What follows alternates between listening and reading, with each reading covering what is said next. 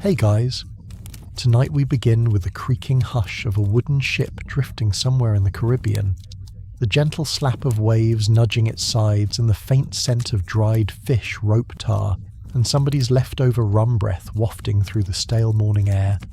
There are no gunshots, no sails being unfurled in haste, just stillness. It's a pirate ship, yes, but today there's no plundering, no shouting, and no one being dangled off the side by their ankles. It's a day off. You're stretched out on the lower deck, waking slowly sandwiched between a heap of tangled rope and a barrel of something that might be onions or might be pickled eels. You're too tired to check. Your bed. A balled-up coat that might have belonged to a dead Spaniard still damp from last night's storm, and smelling faintly of seaweed and betrayal. There's no mattress, no blanket, and certainly no pillow. Unless you count the burlap sack full of gunpowder you're resting your head on, and we do, because this is Pirate Comfort. So before you get comfortable, take a moment to like the video and subscribe, but only if you genuinely enjoy what I do here. And let me know in the comments where you're tuning in from and what time it is for you. It's always fascinating to see who's drifting off with us around the world. Now dim the lights, maybe turn on a fan for that soft background hum, and let's ease into tonight's journey together. The first thing you hear is snoring, loud, uneven, with the occasional whistle that sounds like a kettle about to boil. It's not just one person, it's a chorus of exhausted pirates sprawled across the deck like laundry dumped out of a barrel. Some have managed to sling hammocks, others like you make do with whatever's dry and vaguely horizontal. Though dry is being generous, everything here feels moist. The boards, your boots, your socks moist like a bad secret. Above the timbers groan like an old man trying to remember where he left his teeth. The sails flap lazily in the breeze. The sun's not even up yet, but you can tell it's going to be hot and the air's already thick with salt and the unmistakable odour of too many humans sharing too little space. One of your shipmates rolls over and lets out a loud grunt. He smells like anchovies and regret. You scoot an inch away only to wedge your knee directly into a coil of rope that may or may not be crawling. Historians still debate whether pirates were truly as chaotic in their downtime as they were during battle. Some accounts describe them as restless, always finding something to gamble, drink or argue over. Others suggest days off were rare and cherished a brief window to sleep in patch clothes or dream of lemons and clean water. But one thing they do agree on: pirate beds weren't luxurious. In fact, calling them beds is being kind. They were more like whatever space you could claim before someone else stole it or vomited on it. You slowly sit up, spine cracking like a musket misfiring. The deck under you is sticky. You hope it's just spilled ale. A rat scampers past your foot like it owns the place, which it might. The ship's cat, which usually handles such problems, is curled up in a coil of sailcloth, fast asleep, and deeply uninterested in pest control today. As your eyes adjust, you spot old Jim sleeping upside down in a hammock, one leg dangling like a forgotten carrot. No one remembers how long he's been on board. He just showed up one day with a wooden spoon and a story about escaping mermaids. He mumbles in his sleep about treasure maps and mangoes twitching with every dream. No one has the heart to wake him. Your stomach growls, loudly. But breakfast won't be served for another hour, and by served we mean slopped into bowls that have been rinsed but not actually cleaned. You pull your coat around you, though it offers more mildew than warmth, and try to lie back down. But now your left shoulder's on a splinter, and your right hips dig into something uncomfortably metallic. You lift the edge of your makeshift bed to find a spoon, a boot buckle, and a small, slightly chewed playing card. You leave them where they are. Disturbing pirate artifacts before breakfast is a rookie move. On a quiet day like this, the ship feels like it's holding its breath. No alarms, no cannon drills, no desperate repairs. Just the groaning of wood, the creak of sails, and the occasional thump of someone kicking a barrel in their sleep. Above deck, someone is already awake, probably the quartermaster counting the remaining biscuits for the third time this week, swearing each time they come up short. They always come up short. especially when the captain's taken a liking to late-night snacks and doesn't believe in writing things down. A lazy shout echoes from the crow's nest, just a half-hearted report of sky still blue. The lookout's got no reason to lie. There's nothing to chase today. No ships in sight, no storms, just blue, blue, blue and an endless horizon that promises peace and boredom in equal measure. The quiet is strange. It's not something you trust. Pirates live on tension. When things are too calm, it usually means something's about to go terribly wrong, or that someone is plotting something mildly stupid. But for now, you breathe in the stillness. The air tastes of sea spray and charred wood. Not good, not bad, just pirate. One deck above the cook drops something heavy. A pot, maybe. Or his patience. He's probably starting the fire with the same flint and steel he's had since his Navy days. The same fire that never catches on the first try and occasionally sets his beard smoking. You close your eyes and listen to the rhythmic scrape of steel on flint, the quiet clatter of pans and the soft curses that drift through the air like lullabies, sung by someone deeply disappointed in life. You hear a crewmate mumble, "What day is it?" No one answers. It doesn't matter. On the open sea, days bleed together like spilled ink. Tuesday, Friday, Sunday, they're all just time between ports. But this rare day off, this is treasure. You shift slightly, adjusting your weight so the floorboard knot pressing into your rib moves half an inch. It's better. Still awful, but better. A trickle of light peeks through the slats above, turning the shadows on the wall into slow-moving shapes that look like they might come alive. They never do, except for that one time in Havana when the shadow did move and stole someone's trousers. You never got a clear explanation. As you lie back and stare up at the ceiling, you start to drift. Your breath slows. The warmth of the ship seeps into your bones. The rocking lulls you. And for a moment, just one moment, you almost feel like you're home. Not your real home. That's long gone. But the kind of home that smells like fish guts and cannon smoke and feels like a blistered foot in a broken boot. It's familiar. It's yours. It's pirate life. And today you don't have to fight for it. You just have to sleep through it. You stir awake not from cannon fire or splintering masts, but from the unmistakable aroma of something cooking or burning, or possibly both. It's hard to say on a pirate ship. The air is thick with heat and the dull clatter of wooden bowls being passed around. Someone nearby sneezes violently into their sleeve. You take a cautious breath and immediately regret it. It smells like boiled leather and despair with just a hint of dried pea. Welcome to breakfast.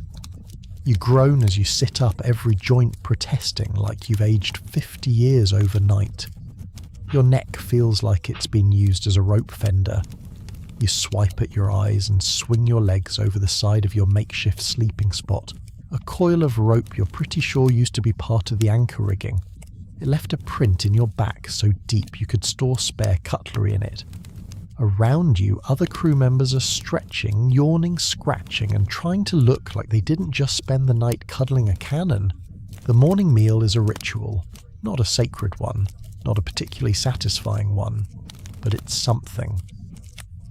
The cook known only as Toothless Sam, though no one knows whether he lost his teeth to scurvy or to an argument with a flying frying pan, stands over a cauldron the size of a small bath.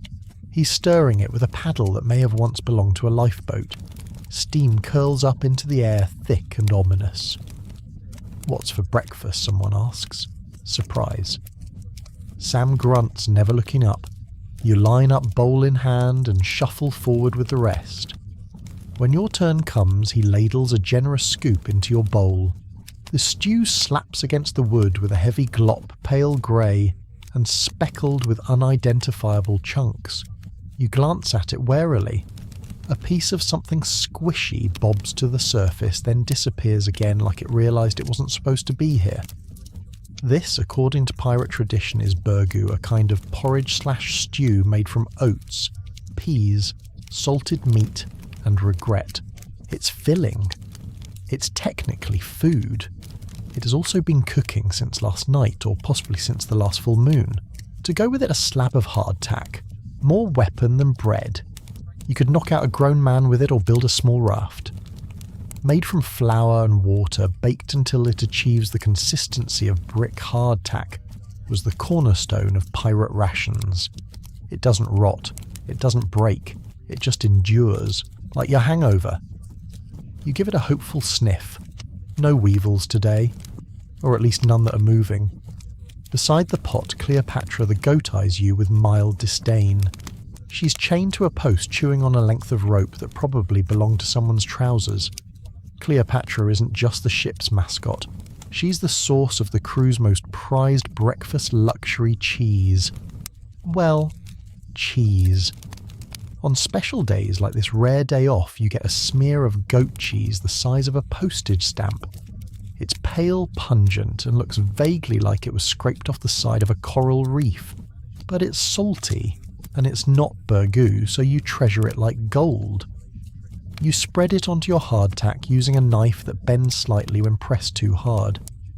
A soft clink echoes as your bowl hits the table, and you settle onto an overturned barrel beside two other crewmen who are already chewing with the slow despair of men pretending to enjoy it. You take a bite. The hardtack fights back. You have to soak it in the burgoo just to avoid dental damage. Even then it crunches like gravel. The cheese adds flavour if you count sour barnyard as flavour. Still it's warm, and it fills the void in your gut that's been echoing since last night. You eat slowly, savouring the salt, the chew, the simplicity of it all. Someone at the next barrel over is humming a sea shanty off-key but with heart. Another pirate tosses a scrap of hardtack to Cleopatra, who sniffs it once and walks away. You make a note of that. Better than nothing, grunts a voice beside you. It's One-Eyed Benny, who lost the other eye to an exploding pipe tobacco incident. He dunks his hardtack in his ale instead of his stew. Softens it faster, he mutters. Ale for breakfast, you ask. He shrugs. Water's worse. And he's not wrong. The ship's water barrel is already growing things. Weird, wiggly things. So ale it is weak watery, just strong enough to keep the germs at bay. Even the kids drink it. Not because it's fun, because it won't kill you. Immediately. Historians still argue whether pirates actually enjoyed these meals or simply tolerated them. Some suggest that on ships with successful captains and steady plunder meals could be surprisingly varied dried fruits, pickled vegetables, maybe even spices looted from merchant ships. Others insist that most meals were bare bones made from whatever could be scrounged or stolen. One fringe theory even suggests some pirates developed elaborate recipes burgoo with coconut milk, for example, but no one agrees on how common that really was. The reality was this: if you had food, you were lucky. If it was warm, you were very lucky. If it didn't make you hallucinate, throw up, or both, you called it a good day. You finish your burgoo and rinse your bowl in a barrel of cloudy water. It doesn't clean so much as rearrange the residue. You dry it on your shirt, which doesn't help. A nearby crewmate offers you a bite of something pickled in a jar. You decline. There are too many floating bits. Breakfast winds down with soft conversation, a few groans and some mild burping. No one's rushing. There's nowhere to be. It's a rare, quiet morning. The kind of slow start that lets you sit back, lean against a mast and listen to the gentle lap of the waves. The cook starts boiling the next pot of stew for lunch. It's the same pot, really. Just topped off again with water beans and a bone from something nobody wants to talk about. You glance toward the galley fire, the flames flickering low, casting long shadows on the planks. You take one last sip of ale, more out of habit than thirst, and stand up. Your knees crack like musket fire. You stretch, yawn, and scratch something you shouldn't have to. This was breakfast. Not glamorous. Not even particularly edible. But it was hot and it was yours. And sometimes on the open sea, that's as good as it gets. You would think with all the swashbuckling, looting, and rum-chugging that pirates didn't give a soggy biscuit about laundry. And you'd be mostly right. Pirates weren't exactly known for their fashion hygiene, but even the toughest cutthroat grows tired of smelling like salted sweat and fermented despair. especially when you're stuck aboard a wooden coffin with 50 other men who all smell like damp dogs in wool coats. So on rare quiet days like this one with the sea calm and the sun smugly blazing overhead, the crew reluctantly turns to one of the least glamorous parts of pirate life laundry day. You don't spring into action so much as shuffle, dragging your sorry excuse for a laundry bundle along the deck like it owes you money. It's not a bundle so much as a heap of suffering. Your shirt, once white, maybe is now the colour of a barnacle's bad mood, dotted with suspicious stains, and bearing the stiff, crusty signature of sea spray dried fish juice and approximately 12 meals worth of dribbled burgoo. Your trousers. They've been patched so many times they have more personalities than crew members. And let's not speak of the socks. They could legally be classified as weapons in several ports. You find a spot near the stern where a few other crew members have already started scrubbing. Buckets slosh with grimy seawater. Shirts flap on lines strung between cannons and barrels. The sun glares down like an annoyed mother. You drop your bundle with a thud and start filling your bucket. The seawater is warm, smells like algae and crab, and may or may not contain a jellyfish. You pretend it doesn't. There's no soap. Not really. Maybe if you recently raided a merchant ship, there'd be a sliver or two. But today, like most days, you're using the Pirate Classic sand and elbow grease. You dunk your shirt, then start scrubbing it with a frayed rope knot you found near the bilge. It doesn't do much except rearrange the dirt, but it makes you feel productive. Laundry on a pirate ship isn't done in private. There are no quiet washrooms, no solitude behind curtains. It's communal. Everyone squats around, buckets wringing and slapping garments, with the same enthusiasm they reserve for brawls and dice games. The guy next to you is humming a sea shanty about a mermaid and a stolen ham. Across the deck, two pirates are arguing about who owns a particularly wretched pair of breeches that have gone stiff enough to stand on their own. You slap your tunic against a barrel with rhythmic thumps trying to knock loose whatever's lodged in the seams. Something falls out with a wet plop. You don't look. You've learned not to. Historians still argue over how often pirates did laundry. Some claim it was a weekly affair done when the weather allowed and water was plentiful. Others suggest pirates only washed their clothes when even the rats refused to come near them. What is known for sure is that seawater was the most common rinse.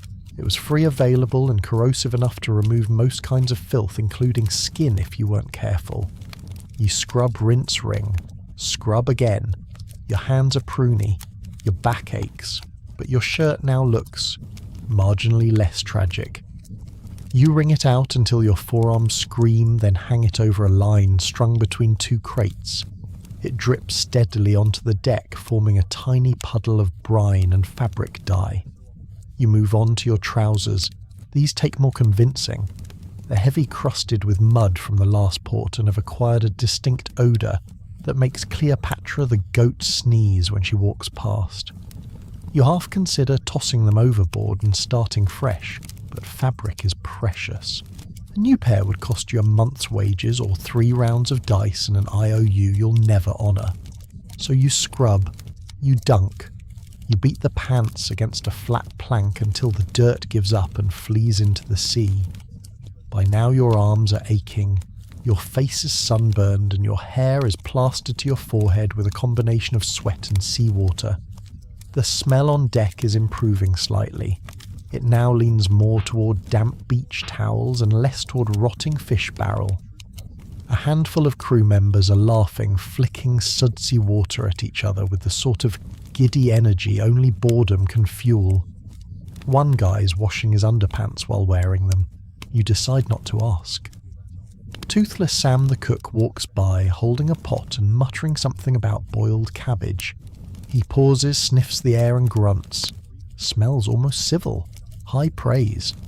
Pirate laundry wasn't just about hygiene, it was about morale. Cleanish clothes meant you weren't entirely giving up. It meant you had just enough energy to care whether your socks felt like sandpaper or sea sponge.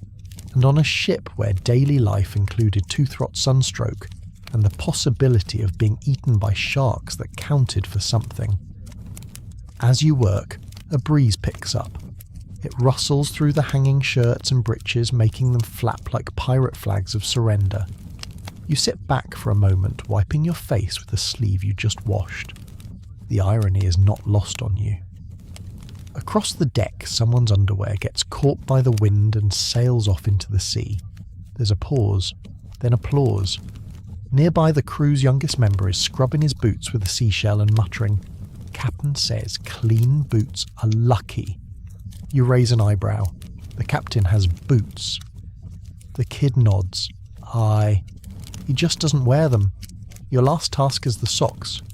You hesitate. They're stiff, crunchy even. One smells like mouldy cheese. The other smells like ambition and failure. You toss them into the bucket scrub until your fingers go numb, and then hang them at the far end of the line, for everyone's sake. When you're done, you sit back, muscles throbbing, palms raw. But your clothes are clean, or at least not actively offensive. You watch as they drip in the sun, slowly drying into crisp, salt-stiff sheets of personal dignity. Laundry day isn't fun. It's not glorious, but it's weirdly satisfying. It reminds you that you're still a person under all the grime, a tired, salty, sunburned person, sure but still hanging on. You gather your things, slinging your damp trousers over one shoulder and your shirt over the other. You nod to Cleopatra the goat as you pass. She sneezes again and walks away. Clean shirt, clean socks. A little less stink in the world, and for a pirate that's a win. The sun is higher now, sitting heavy above the sails, casting long shadows across the creaking wooden planks of the deck. You squint upward, wiping a line of sweat from your brow with the edge of your sleeve. It's the kind of heat that makes your shirt feel like it's glued to your back, the kind of quiet where even the gulls don't bother to scream. The sea rocks lazily beneath you, and the ship drifts like it's forgotten what hurrying ever felt like. It's the perfect time to relax. Or it would be if it weren't for the swabbing. Because while it's a rare pirate's day off, there's still work to be done. Not dramatic treasure hunting, sword swinging work. No, this is slower, stickier, smellier. It's time to swab the decks. Again. You grab the closest excuse for a mop, really just a wooden pole with the tattered remains of rope tied to one end, and dip it into a nearby bucket. The water is a murky grey filled with soap flakes, seawater, and possibly a few things that used to be alive. You try not to think about it. Just dunk, wring, swab. The first pass across the deck is always the worst. A thick layer of grime coats the planks made of spilled beer, old stewfish guts, and foot traffic from 50 unwashed men. The mop slides with resistance, groaning against the boards like it's trying to back out of the job. You push harder.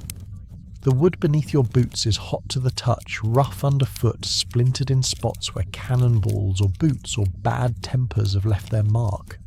Swabbing the decks isn't glamorous, and it certainly isn't exciting, but it's one of the few chores pirates actually did with some consistency. Not because they loved cleanliness, but because they hated slipping. A wet, greasy deck could mean injury, a broken ankle, a fatal fall, and in the middle of the ocean, one good knock to the head is all it takes to turn a man from first mate to fish bait. You swish the mop forward in long, steady strokes. 1, 2, 3, then back to the bucket. Dunk, squeeze, repeat. Nearby, 2 pirates are half-heartedly brushing mildew off a barrel. One is using what appears to be a boot brush. The other is just spitting on the barrel and rubbing it with his sleeve. Across the deck, another crewman is chipping dried sea biscuit crumbs out of the grooves between the planks with a knife. He hums as he works off-key and oddly cheerful. The deck itself tells stories. Stains here and there, dark patches that whisper of long-ago injuries. Scratches where crates were dragged, and narrow notches where someone carved initials during a long, lonely watch. There's even a faint scorch mark near the mainmast left behind when someone tried to cook eel over a lantern. It didn't go well. The eel escaped. The fire didn't. As you move down the length of the ship, you fall into rhythm. Mop forward, back, turn, rinse. Your arms ache, but your brain drifts. You think of all the places this deck has been. Ports from Havana to Port Royal, battles fought, loot hauled. Drunken nights danced into the moonlight. This isn't just a flaw, it's a map of every mistake and miracle the crew has survived. Historians still discuss whether pirates took care of their ships the way Navy crews were required to, and the truth is not exactly. There were no daily inspections or harsh discipline for a missed spot. But most pirates knew that if the ship sank, so did they. So while the effort might have been reluctant, it was there. Especially when the smell got too aggressive or the deck got too sticky. You take a break leaning on your mop. Sweat rolls down your temple. Your shirt clings like a wet rag. You catch sight of Cleopatra the goat standing in the shade near the helm, chewing slowly on what might be a sock. She pauses, bleats, then continues chewing. You nod at her. She nods back. You think. A sudden gust of wind knocks over a tin mug and sends it rolling down the slope of the deck. It clinks against the rail and comes to a stop near your foot. You pick it up, consider keeping it, then toss it into a bucket of other found objects. One man's junk is another pirate's drinking vessel. You continue mopping. The worst parts are near the galley, where spilled stew forms a kind of glue with powdered biscuit crumbs. You chip at it with your boot. It resists. You chip again. Victory. A section of deck you haven't seen in weeks reveals itself grey and waterlogged but clean. Another pirate joins you, mumbling something about doing his part. He takes the other side of the deck, swabbing in frantic circles. You wince. Everyone knows circular swabbing is for landlubbers. Long even strokes are the only way to earn a crust of dignity. You say nothing. He'll learn. Someone nearby slips on a damp patch and nearly topples into a coil of rope. He curses, rights himself, and continues on, pretending it never happened. The mop squeaks underfoot. The bucket sloshes. The sun climbs, and little by little the deck begins to look, well, less like a crime scene, maybe even respectable. You pause again to watch the sails flutter lazily overhead. The sky's cloudless, the sea is flat. Somewhere in the distance a seabird caws. You breathe in. The air still smells like sweat brine and old socks, but cleaner socks now. Slightly. You wring out the mop one last time, hang it over the railing to dry and admire your work. The deck shines in places. In others, it glistens with hope. It's not perfect, but it's good enough to walk on barefoot, which for a pirate is high praise. Swabbing the deck won't make you famous. It won't win you gold or glory. But it might keep you from slipping to your doom, and sometimes that's the most heroic thing a pirate can do on his day off. You nod to the sea nods back, and you go find your boots. The sun is now beating down like a drum tapping steadily on your skull and baking everything in sight to a golden crisp. The deck is clean, well as clean as a pirate ship can reasonably get, and the laundry line flaps lazily in the breeze. Your shirt, slightly less foul than before, sways proudly beside a pair of breeches that look like they've survived both a storm and a regrettable card game. You're sweating itchy and absolutely exhausted. So of course this is when someone suggests haircuts. You don't remember volunteering. You're not even sure there was a conversation. One minute you're sipping from a tin mug of lukewarm beer water, and the next you're sitting on an overturned crate while Grog-Eye Pete approaches with a blade that looks more suited for carpentry than personal grooming. "Hold still," he says, grinning. "You'll look like a gentleman in no time. You'd run, but honestly your legs hurt and you're a little curious to see how bad it can get."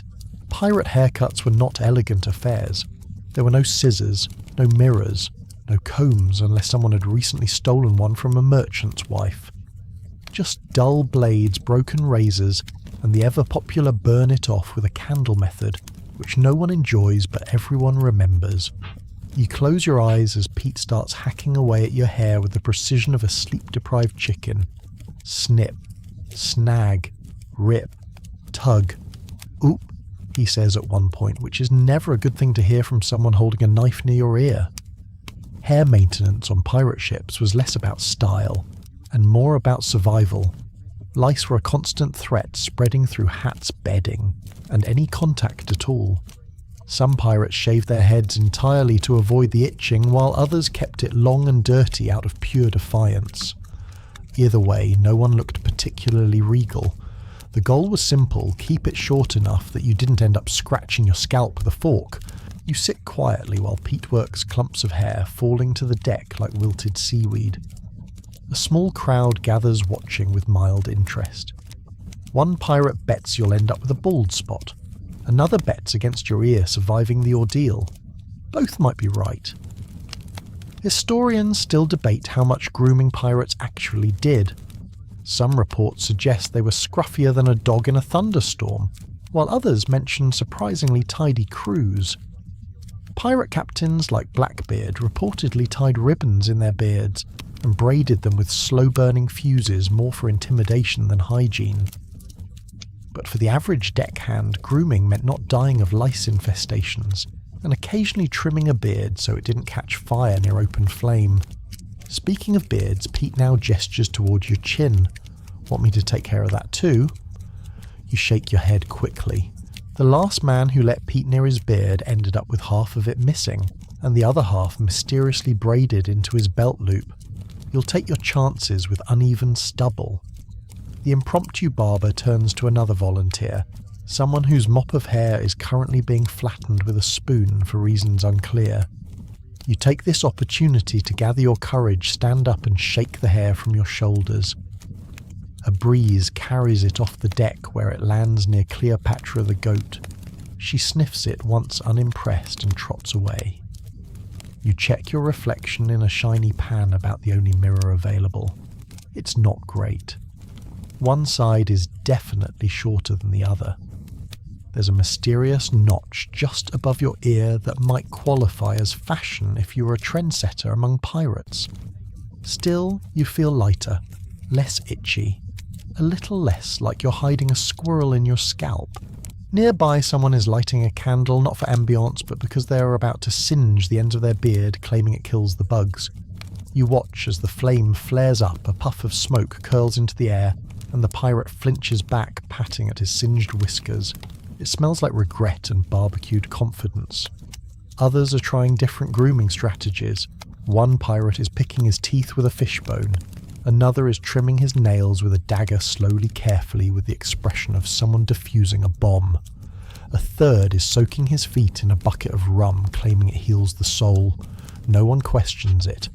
Personal grooming on a pirate ship was a matter of improvisation. Razors were rare. Soap was rarer. Clean water practically mythical. So pirates did what they could with what they had: fire knives, sand, salt water, and hope. If someone had access to a bit of oil or vinegar, they might wash their face. If not, they just let the sun bake away the worst of it. And then there was the jewellery. Once the haircuts are finished, someone breaks out the bling box, a small wooden chest filled with found treasures, beads, brass rings, bits of chain-polished shells, and the occasional gold tooth pried from a less fortunate enemy. Pirates loved to decorate themselves. Earrings weren't just for show. Some believed wearing a gold earring helped with seasickness. Others claimed it improved eyesight. Most just liked the way it looked. You select a small copper earring, bend the wire into a loop, and jab it through your lobe with a sharp inhale. It's not sterilized. Nothing is. But the pain is sharp, quick, and oddly satisfying. You feel upgraded. Someone offers you a smudge of ash to darken your eyebrows. You decline. Another suggests tattooing a small dagger on your shoulder using a needle and ink made from gunpowder and spit. You decline harder. But the offer is genuine. Tattoos were common among pirates. Not the sprawling sleeve art you see today, but small, meaningful symbols, anchors, hearts, skulls, initials of lost loves. Some were charms, Others were warnings. Many were just ways to say I was here. I survived. The sun is past its peak now. The deck smells of sweat, seawater, and singed beard. The impromptu barbershop begins to break up. Pirates return to their chores, their cards, or their naps. You run your fingers through your newly hacked hair. It's uneven, scratchy, possibly cursed. But it's clean. It's yours. And on a pirate's day off, that's something worth raising a tankard to. The sun dips slightly, tilting the shadows across the deck just enough to suggest it might get cooler soon. It won't. But you allow yourself the fantasy as you lean back against a crate, fresh haircut prickling at your scalp, and your shirt clinging to you like a damp napkin with opinions. Around you the ship is settling into a rhythm. The fiddler's tuning up again. Someone is muttering about fermented fish, and you're finally noticing what everyone's wearing. And it's not what you'd call uniform. In fact, pirate fashion on days off is best described as liberated chaos. There's the guy wearing a frilly lace shirt 2 sizes too big, clearly looted from someone fancier than him. Another has wrapped a bright red sash around his chest, not his waist, because it looks more dramatic when I argue. One pirate wears nothing but breeches and a rope belt. No shirt, no shoes, no shame. He walks around chewing on a dried mango and making eye contact with everyone like he dares them to question his lifestyle choices. Your own clothes aren't much better. Your shirt, now dry from its earlier saltwater bath, is stiff as wood and crusted at the collar from days, possibly weeks, of sweat and biscuit crumbs. Your trousers sag a little on the left side because the pocket was torn during a scuffle over a boiled egg. You've tied the waistband together with twine. Your boots. One has a hole in the toe. The other is currently being used as a cup holder. You're not alone in this chaos. Pirate attire was never standard. There were no neat rows of matching uniforms, no pressed coats or colour-coded stripes. What pirates wore was an ever-shifting mix of practicality, vanity, and opportunism. If you stole a nobleman's velvet coat and it fit, congratulations, you're now the most fashionable swashbuckler on the sea. If it didn't fit, tear it, trim it, wear it anyway. Historians point out that many pirates dressed flamboyantly not just out of preference, but as an act of rebellion. Bright silks, feathered hats, gold, trim it all, thumbed its nose at the rigid dress codes of the navies and the merchant classes. A pirate dressed like royalty even if he smelled like mildew and regret. It was a statement, one that said, I take what I want and I'll wear it however I please. Today the crew seems particularly expressive. Grog-Eye Pete has tied a bandana around each ankle for luck. Long Ben is wearing a Spanish corset over his shirt, claiming it helps his posture. Toothless Sam has fashioned a vest out of an old sailcloth and decorated it with fish bones. He says it's breathable. It isn't. There's even a pirate wearing a hat so wide it shades 3 people at once. No one knows where he got it. No one dares ask. The hat has become part of his identity, like his growl or his suspiciously large spoon collection. You spot young Pip, barely more than a boy, wearing a sash that trails behind him dramatically in the wind. Found it in the captain's quarters, he whispers, grinning. He won't miss it. He absolutely will. But for now, Pip struts across the deck like a rooster who's won a sword fight. And yet, for all the nonsense and patchwork style, there's a strange unity to it. Everyone looks different, but everyone belongs. Whether they're in a torn waistcoat, a striped scarf, or a pair of breeches that have clearly been repaired using someone else's curtains, they all move with the same lopsided confidence. Pirate fashion isn't about matching, it's about surviving with flair. You tug at your shirt trying to unstick it from your back. The salt has left tiny crystals along the seams. You consider changing into your spare shirt until you remember your spare shirt is currently stuffed into a hole in the hull, plugging a leak. You sigh and let the wind do what it can. It's not much, but it helps. A few pirates begin trading clothes, not in a formal way, just tossing items back and forth. A hat for a belt, a vest for a pair of gloves, someone offers half a scarf in exchange for a dry sock. Deals are made, curses exchanged, friendships solidified, and then immediately tested again over the colour of a sash. Somewhere near the stern, someone's trying to dye their shirt using crushed berries and seaweed. It's not working, but they're committed. You admire that. Historians still debate whether pirates had dress codes. Some say certain flags required a level of presentability, especially when boarding ships, to make an impression. Others argue pirates were anarchic by nature, and their clothing reflected that. Most agree that practicality often won out over style-loose clothes for movement belts, for tool scarves to protect from the sun, and layers when travelling through colder waters. But when the fighting stopped, that's when the peacocking began, and peacocking it is. A pirate near the bow is parading around in a coat 2 sizes too large, covered in brass buttons and trimmed with gold thread. It drags on the deck behind him like a train. He bows theatrically to every crew member he passes. Some boo, some cheer, one throws a biscuit. It's unclear if this is encouragement. You catch yourself smiling. There's something deeply human about it all.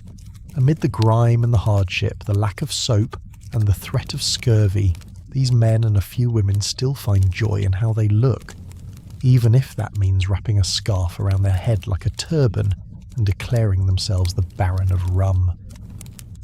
You glance down at your own outfit. It's nothing special, but maybe you could tie your belt differently, or tuck your shirt in on just one side, or maybe you could wear that ridiculous necklace made from old coin blanks and fish hooks. Just for today, because why not? You find a scrap of red cloth in your pocket, something torn from a flag maybe. You wrap it around your wrist and tie it off with a grin. Now you're dressed like a pirate. Not for battle, not for fear, but for the simple joy of looking like someone who doesn't take orders, not even from fashion. And that perhaps is the most pirate thing of all. It's midday now, and the heat is no longer something you feel, it's something that exists independently of you clinging to the ship like a damp wool blanket stretched across the sky. The sun sits directly overhead, glaring down with no mercy, turning the deck into a frying pan and your shirt into a personal sauna. Cleopatra, the goat, has wedged herself into the shadow of the mainmast and refuses to move while the ship's cat has vanished entirely, presumably melted into the hold. You, like every other pirate on board, are craving one thing, something cold, clean and drinkable, but you're not getting that. Not today. Probably not tomorrow either. You approach the drinking barrel anyway, more out of habit than hope. The lid creaks as you lift it. A wave of warm, stagnant air greets you, thick with the scent of damp wood and something sour. You stare into the barrel's depths. The water looks cloudy. There's a thin film on top. Something might be swimming in it. You close the lid, slowly pretending you didn't see any of it. Welcome to hydration pirate style. You're not surprised. On a ship like this, water spoils fast. It's stored in wooden barrels that expand and contract under the sun, turning cool water into a soup of bacteria, wood shavings, and disappointment. Historians write that pirates, like most sailors of the era, avoided drinking plain water whenever possible. Not because they were wild for alcohol, but because their water was terrifying. You sigh and make your way toward the galley. There, on a shaded bench beneath a stained sailcloth awning, rests Salvation, the small beer barrel. Small beer, the not quite alcoholic, not quite refreshing beverage that kept entire ships hydrated. It's brewed weak, barely alcoholic, but strong enough to keep the worst of the germs at bay. And more importantly, it doesn't smell like death in a bucket. You ladle some into a tin mug. It sloshes with all the enthusiasm of bathwater. It's warm, flat, slightly metallic. You sip anyway. It tastes faintly of old bread and newer regret, but it's wet and it won't give you a fever, so it's basically a miracle. A few pirates are gathered nearby, also sipping from mismatched mugs. One has dropped a dried lemon peel into his beer for flavour. Another is chewing on a piece of wood, claiming it helps with thirst. No one questions him. Not after last week when he tried to invent cold stew by mixing burgoo with seawater and leaving it on the deck overnight. You take another sip, then another. It doesn't get better, but you start to care less. There's a sudden squabble by the midship. Two crewmen are arguing over a half-rotted apple. One insists it's his, the other says he licked it first. The apple, for what it's worth, rolls away down the deck and vanishes into the bilge. Both men groan and go back to drinking. Historians still debate how drunk pirates really were on the average day. Popular myth paints them as perpetually stumbling around slurring insults and swinging swords just for the fun of it. In reality, most pirates were surprisingly measured with their drink, because being too drunk on a moving ship, surrounded by ropes, knives, fire and cliffs was a fast track to the afterlife. But days off were different. That's when the crew could afford to drink a little more, laugh a little louder, complain about the heat and the water and the goat who keeps eating their belongings. Someone beside you pulls out a bottle of rum, well half a bottle, and takes a careful sip. He offers it around. You decline. Not because you don't want it, but because you know the first sip leads to the second, and before you know it, you're passed out next to the figurehead with a crab in your boot. You refill your beer instead and settle onto a crate that hasn't yet collapsed. The sky is painfully blue. The sea sparkles like it's mocking you. You pull your hat down to shade your face and lean back, letting your thoughts drift like the ship. A few feet away, a pirate is trying to rig up a kind of sunshade using a broken oar and 2 shirts. It doesn't work, but his determination is admirable. Another crewman, shirtless and sunburned, is drawing on the deck with a piece of charcoal, sketching something that might be a map or might be a chicken. No one asks. Creative expression is encouraged on off days. You sip again. Someone mentions there might be rain tomorrow. Everyone looks up, there's not a cloud in sight, but still rain means fresh water, clean water, a rare chance to drink something that doesn't fight back. The cook says he's saving a clean barrel just in case. He always says that. No one's ever seen it. You remember once during a storm standing under the sails with your mouth open, catching raindrops and laughing like a lunatic. Everyone did. It was like tasting heaven. That was 3 ports ago. Maybe 4. You've lost count. You polish off the last of your beer, wipe your mouth and sigh. The thirst isn't gone, not really, but it's dulled now, resting somewhere just behind your ribs. Manageable. You glance back toward the water barrel, wondering if it's somehow improved in the last half hour. Probably not. You remind yourself again not to be desperate. Then you walk over and open it anyway. Nope. Worse. You slam the lid shut and walk away. Hydration aboard a pirate ship is an act of negotiation. Between your thirst and your standards, between your stomach and your common sense, between the mould and the need to live another day, you learn to make do, to ration, to pretend, and when all else fails, you drink the beer. It won't quench your thirst entirely, but it'll keep you standing. And on a day like this, with the sun unrelenting and the wind asleep, that's more than enough. The heat has thickened into something you can almost chew. It wraps around your limbs like soggy wool and sinks into your skin until even your bones feel drowsy. The sails hang limp from the masts, not even pretending to be useful anymore. No breeze, no movement. Just the still, sticky kind of afternoon where every creak of the ship feels like a sigh, and even the gulls can't be bothered to circle above. It's quiet. So quiet you can hear the sweat beading on your forehead. And that's exactly when your thoughts begin to drift not to treasure or duty or what's for dinner, but to something softer, stranger, lonelier, love. It sneaks in like a whisper, doesn't it? Here on this creaking, splintered, sun-warmed deck where you're sitting with your back to a barrel, your boots off, and your shirt half unbuttoned just to breathe. There's no breeze, no shade, and no hope of escape. So your mind goes wandering, as it tends to do, straight into memories you swore you'd stop thinking about. You pull a folded scrap of fabric from your coat pocket, a bit of blue linen worn thin at the edges. You've carried it for years. It used to smell like lavender. Now it smells like sweat and sea salt, but you don't mind. It was hers, or his, or maybe no one's. You're not even sure anymore. Maybe you made them up. That wouldn't be unusual. Pirates you see are famously secretive about many things, where they buried treasure, who they killed, what they muttered under their breath before passing out in a tavern. But they're especially quiet about love. Because admitting you missed someone or carried someone in your mind was like opening a door in the middle of a storm. It made you vulnerable. It made you human. And being human out here was risky. But the truth, most pirates thought about love all the time. Sometimes it was a real person, someone waiting back in Jamaica or Ireland, or a tiny village in Cornwall with houses that leaned like tired drunks. Someone you wrote letters to on scraps of parchment, careful to keep the ink from running when the ship rocked.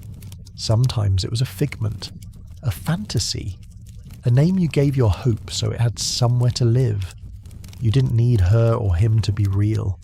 You just needed to believe they were out there watching the sea, whispering your name into the wind. You think of old Thorny, who used to tell stories of his wife every night before sleep. No one had ever met her. But every detail was vivid, the way she tied her hair back with ribbon, the laugh that made even birds pause to listen her terrible bread that he ate anyway, because love made fools of everyone. He kept a wooden comb she'd given him in a pouch around his neck. He kissed it before every battle. When he died, they wrapped it in his hammock with him. Not every pirate had a great love story, but they had tokens, symbols. One had a pink ribbon tied around the hilt of his dagger. Another had initials tattooed on the inside of his wrist letters, so faint you had to squint to see them. Some wore lockets with nothing inside just in case. Others whispered names in their sleep, curling toward a warmth that wasn't there. You glanced down at your hands.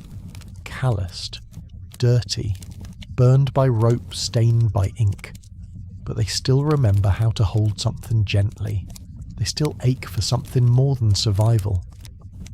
And in this quiet, suspended moment, where the sea is still and the world has slowed, you feel that ache throb gently in your chest. Across the deck, someone is scratching a heart into the rail with the point of a nail. It's crude, uneven, but careful. Next to the heart, 2 letters, J plus E. You don't ask, you never ask, but you smile. Because everyone carves initials into something eventually. A railing, a blade, a piece of wood tucked under their bunk. A few feet away, someone pulls out a worn piece of paper. It's been folded so many times it looks like it might tear in two. He reads it slowly, lips moving soundlessly. Then he tucks it away again like it's gold. Historians don't always talk about this part of pirate life. They'll tell you about the violence, the betrayal, the wild nights in port. But they don't write about the way pirates missed people, the way they held on to love like it was their last scrap of dignity. And it wasn't always romantic love. Sometimes it was a brother, a mother, a friend you left behind. Sometimes it was a child who barely remembered your name. Sometimes it was a place, a town, a cottage, a stretch of land where the air smelled like rain and the ground didn't sway beneath your feet. You reach into your shirt and pull out a thin leather cord around your neck. Tied at the end is a charm, a button once pearl white, now dulled to cream. She sewed it onto your coat years ago. It fell off. You kept it. Because that's what pirates do with love. They don't talk about it. They wear it quietly. They bury it deep, and they never let it go. Even the ones who swore they didn't care, who claimed to be married to the sea, they cared. You remember Pip, barely 16, with a voice that cracked when he got excited and a laugh like bells. He was the one who carved a tiny bird into his locker, said it reminded him of someone, wouldn't say who. Then he died during a storm washed overboard before anyone could grab him. That bird's still there. The sun beats down. The ship rocks slightly. A crewmate leans his head back, eyes closed, and hums a slow, sad tune. The kind of tune you hum when you're missing something you don't have words for. You hum with him, softly. You don't know the words either. Nearby someone's writing a letter. It won't be mailed. It'll probably never leave the ship, but that's not the point. The point is writing it. Remembering the way that person smiled, the way they said your name, the way their fingers brushed yours, even if the memory is fading, even if they're gone, even if they never existed outside your own tired imagination. Because out here under the burning sun with miles of water on every side, and only the sound of rope and wood and the occasional curse to fill the silence, love is what keeps you tethered to the world you left behind, or the one you're still trying to build in your head. You lie back and close your eyes. The ship creaks.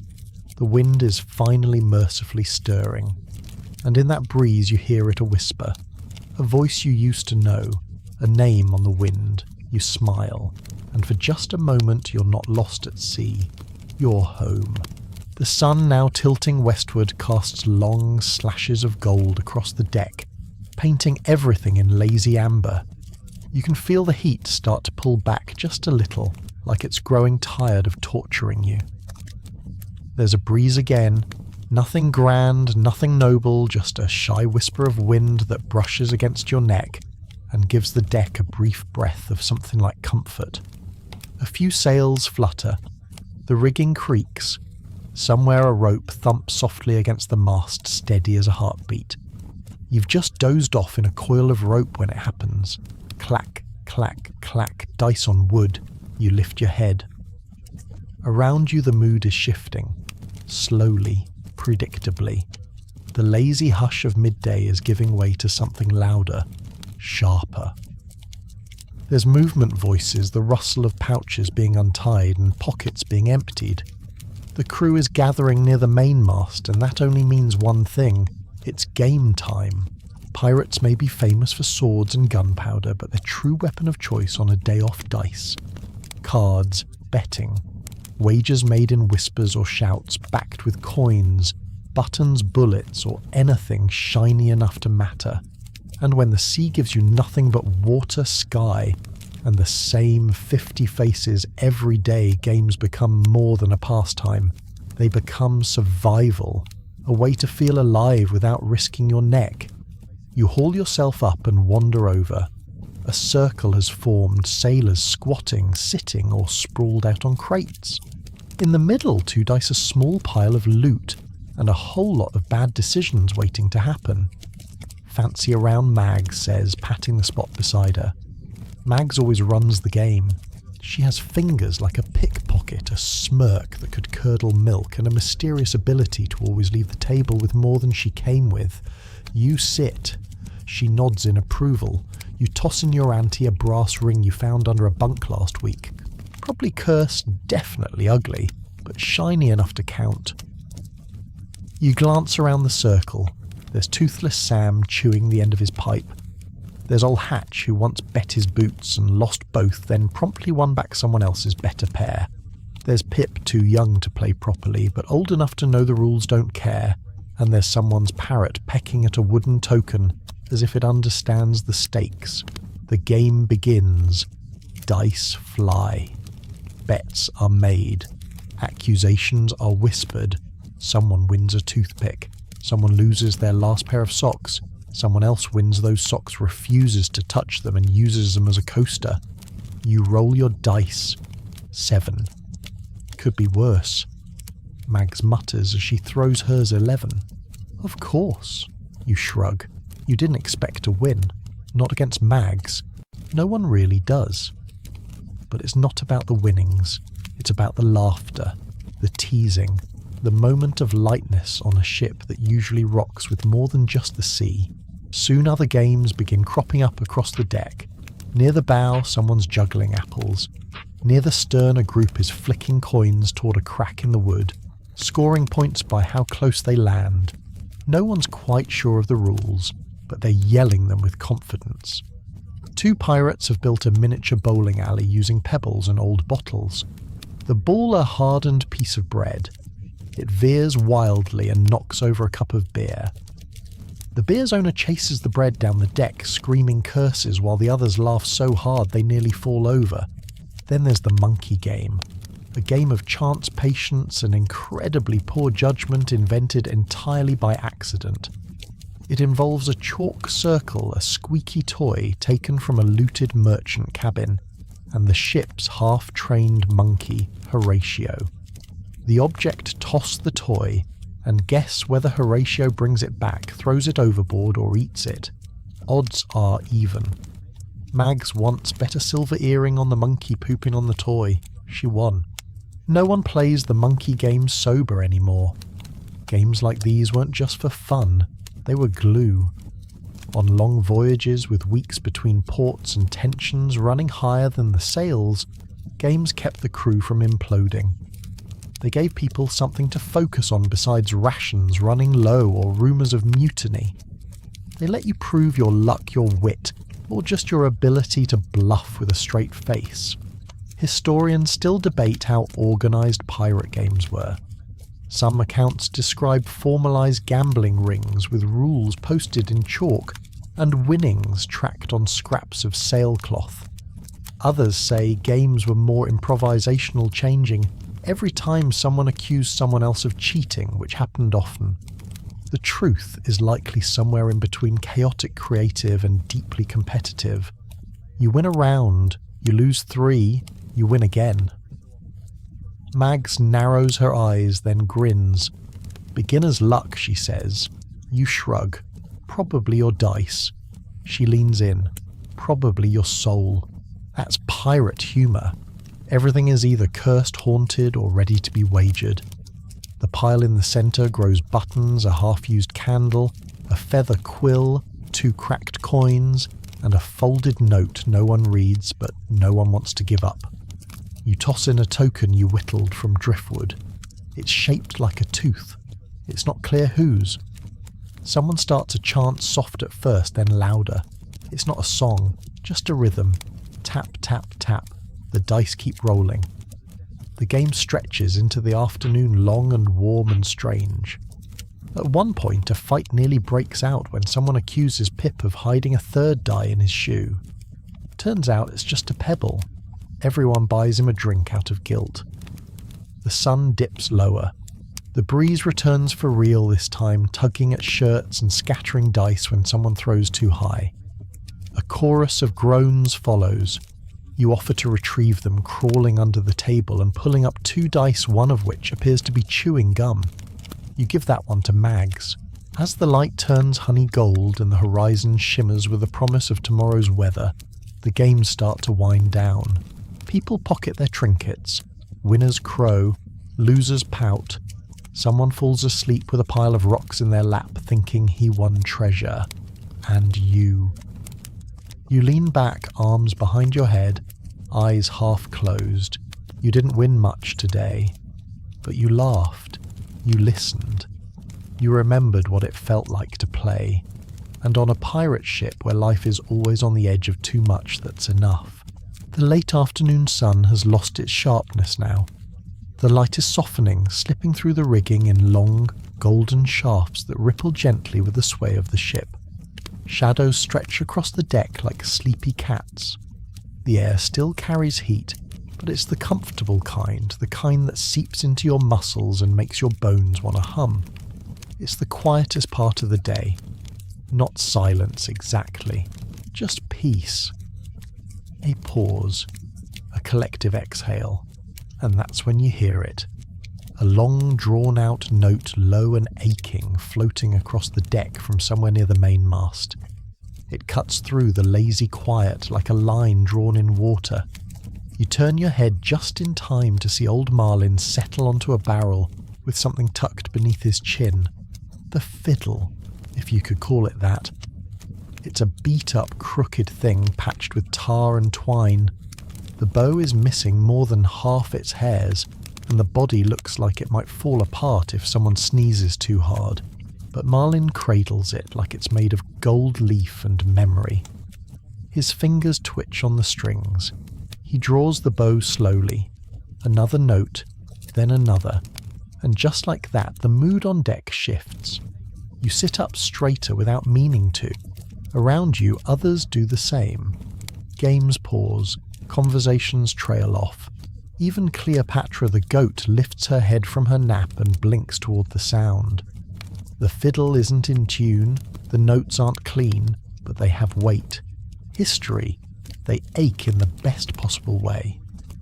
The first song is slow, meandering, almost hesitant. It sounds like walking through fog or watching someone disappear into a crowd. It curls through the sails and settles over the ship like a warm blanket. It's not sad exactly, just soft, gentle, like someone telling you a story without words. Music on a pirate ship is never polished. There's no formal training here, no sheet music, no rehearsals, no conductor, but that's what makes it magic. It comes from the gut, from the calluses on your fingers and the songs you half remember from a port you left 5 years ago. It's real. Marlin shifts into a jig, and a few crewmates immediately hop to their feet. Barefoot, shirtless, grinning, they start stomping across the deck like their legs are made of springs. The beat is uneven. The rhythm changes halfway through. No one cares. One pirate grabs a bucket and starts thumping it like a drum. Another claps. Someone finds a rusted spoon and rattles it against a barrel. The ship is alive now. Not with the fury of battle or the roar of storms, but with joy. Rough, messy joy. You smile watching Pip the youngest aboard try to spin and trip at the same time. He laughs as he falls. Mags picks him up and twirls him once just to prove it can be done. Old Hatch does a jig that might also be a medical emergency. No one knows for sure. You join in. You don't remember standing.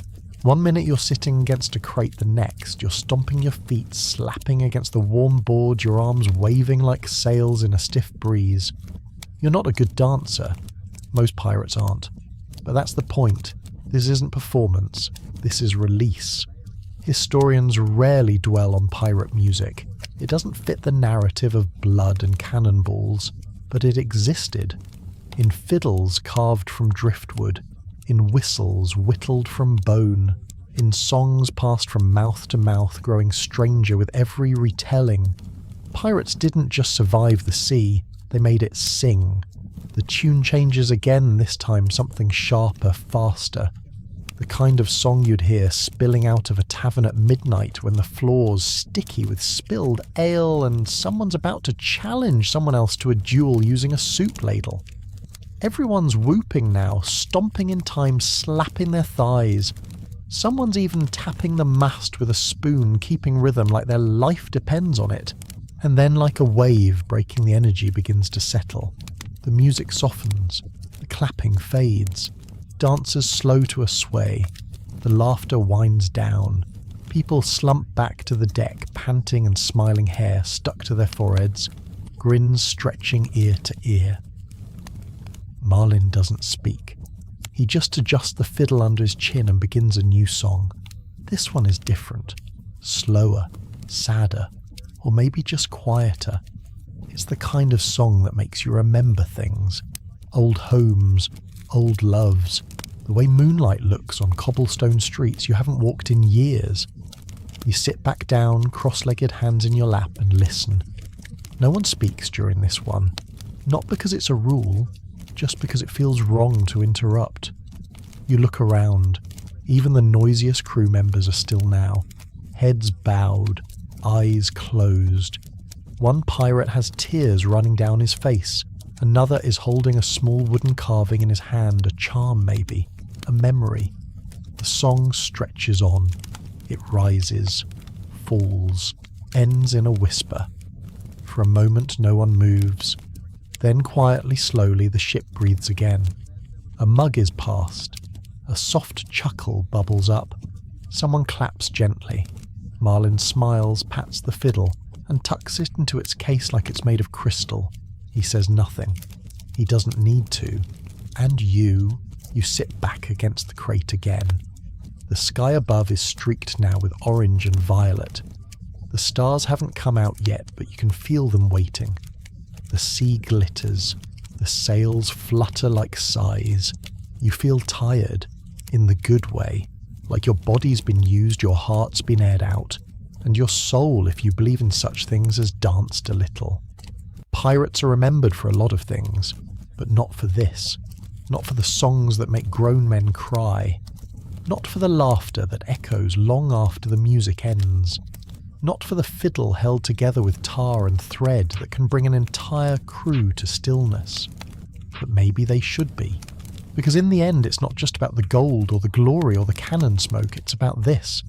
A quiet moment on a crooked ship, a melody in the air, a crew still and listening with salt on their skin and stories in their eyes, and the music always playing on.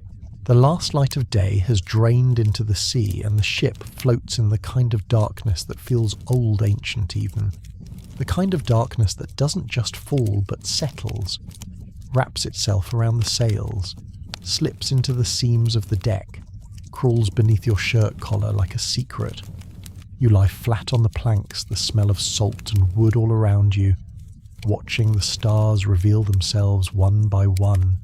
They don't flicker out here. No, they shine steadily, brilliantly like candles that never go out. The moon hasn't risen yet, but the sky's alive with light, the kind of silver-blue glow that only belongs to ships at sea. And this is when the stories start. Not the loud laughing stories of stolen gold or tavern fights. Not the rowdy tales of who kissed whom in Nassau or who outran the Spanish Navy on a dare. No, these are different, quieter, colder. These are the stories that only come out after sunset when the sea itself seems to be listening. It starts with a whisper. You lot ever hear of the ship with no shadow? You don't sit up. You don't even turn your head. You just listen. That's how it goes.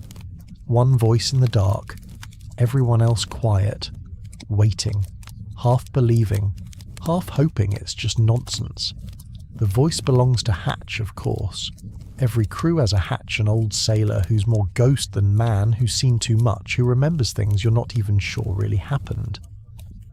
He clears his throat, spits over the side and continues. She came up on us like fog. No sound, no sail, no flag, just there.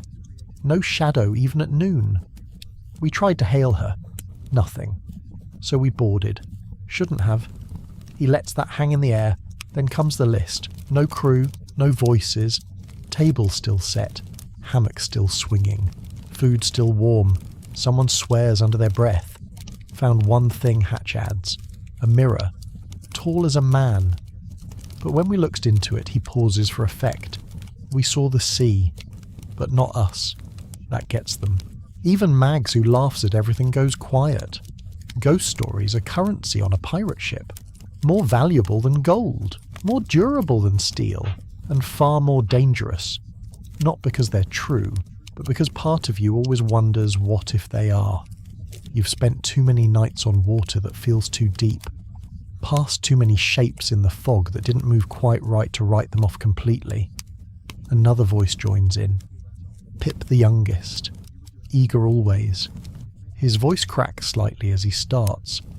There's this reef near Barbados. Yeah, all coral. But it hums. My uncle said it's where a siren drowned and now she sings through the stone. Says if you anchor there at night she'll crawl aboard and... He trails off. No one pushes him to finish. You roll onto your side, listening as the wind shifts in the rigging. The sails flap gently a soothing rhythm. Somewhere the goat bleats softly. A wave slaps the hull with just enough force to remind you how small your ship is, how wide the sea stretches. And then Mag speaks up. Ever hear of the compass that points south? Now that's a good one. She spins the tale slowly. A pirate who stole a compass from a dead sailor. Said it was magic. Always pointed toward the thing you wanted most. At first it led him to treasure. Then food. Then safety. Then her. The one he left behind.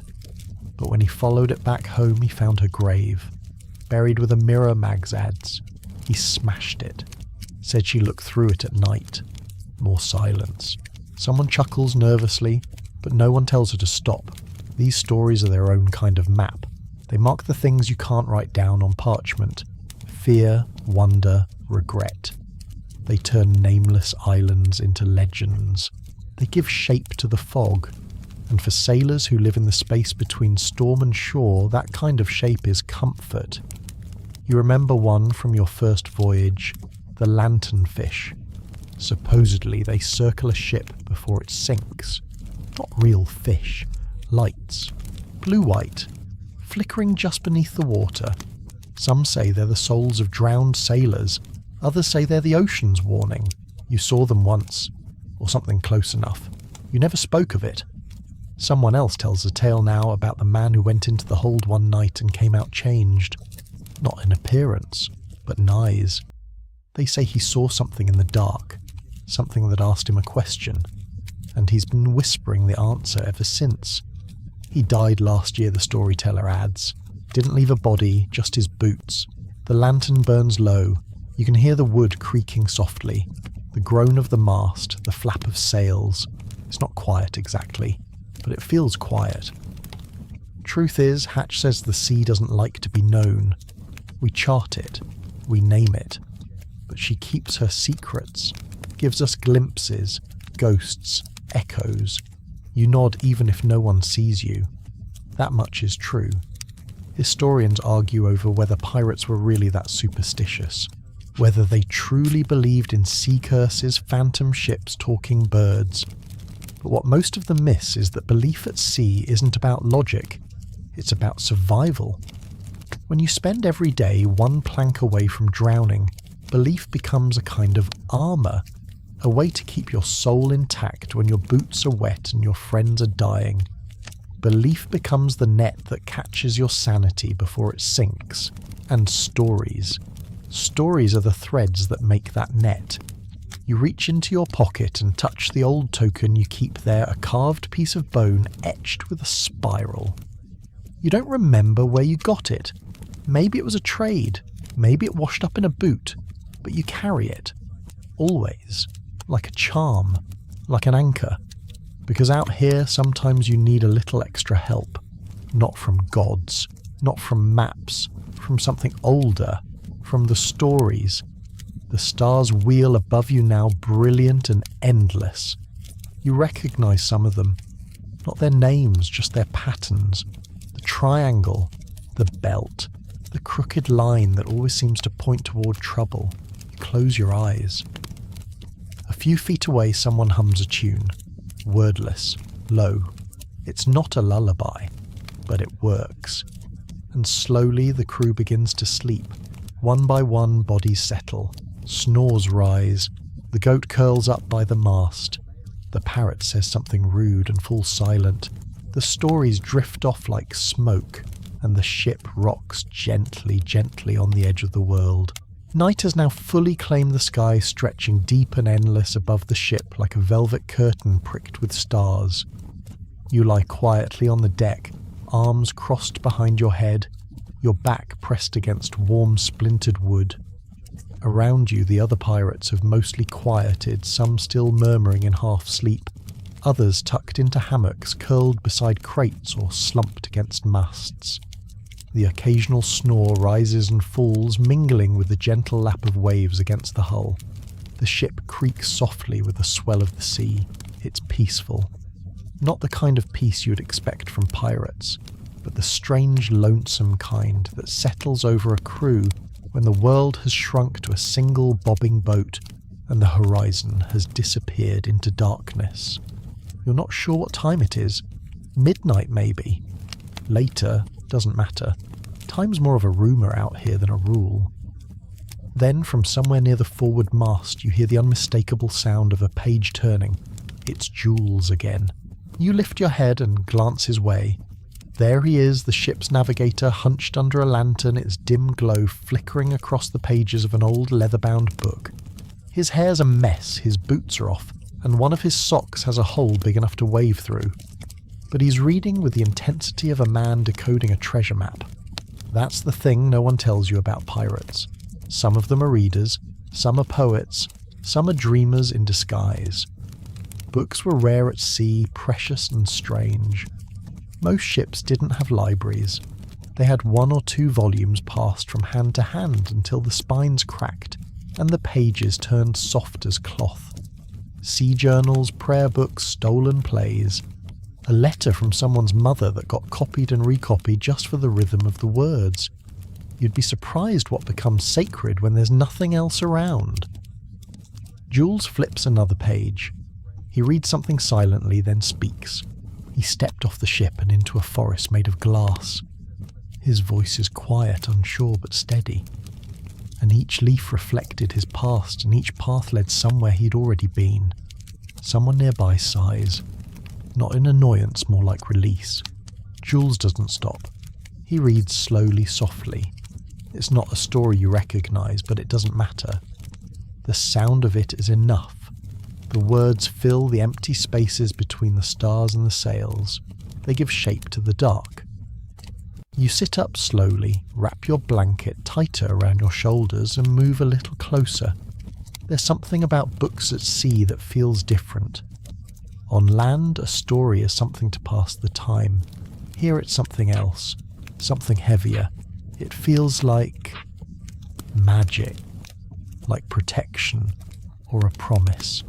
The written word on a wooden ship floating over a black ocean, it's a kind of rebellion. Against silence, against oblivion. Jules pauses, looks up. Anyone else want to read a moment of stillness? Then surprisingly Mag sits up. She rubs her eyes, takes the book gently from Jules, flips a few pages, then reads. There once was a woman who sailed alone with no ship, only a wind that followed her wherever she walked.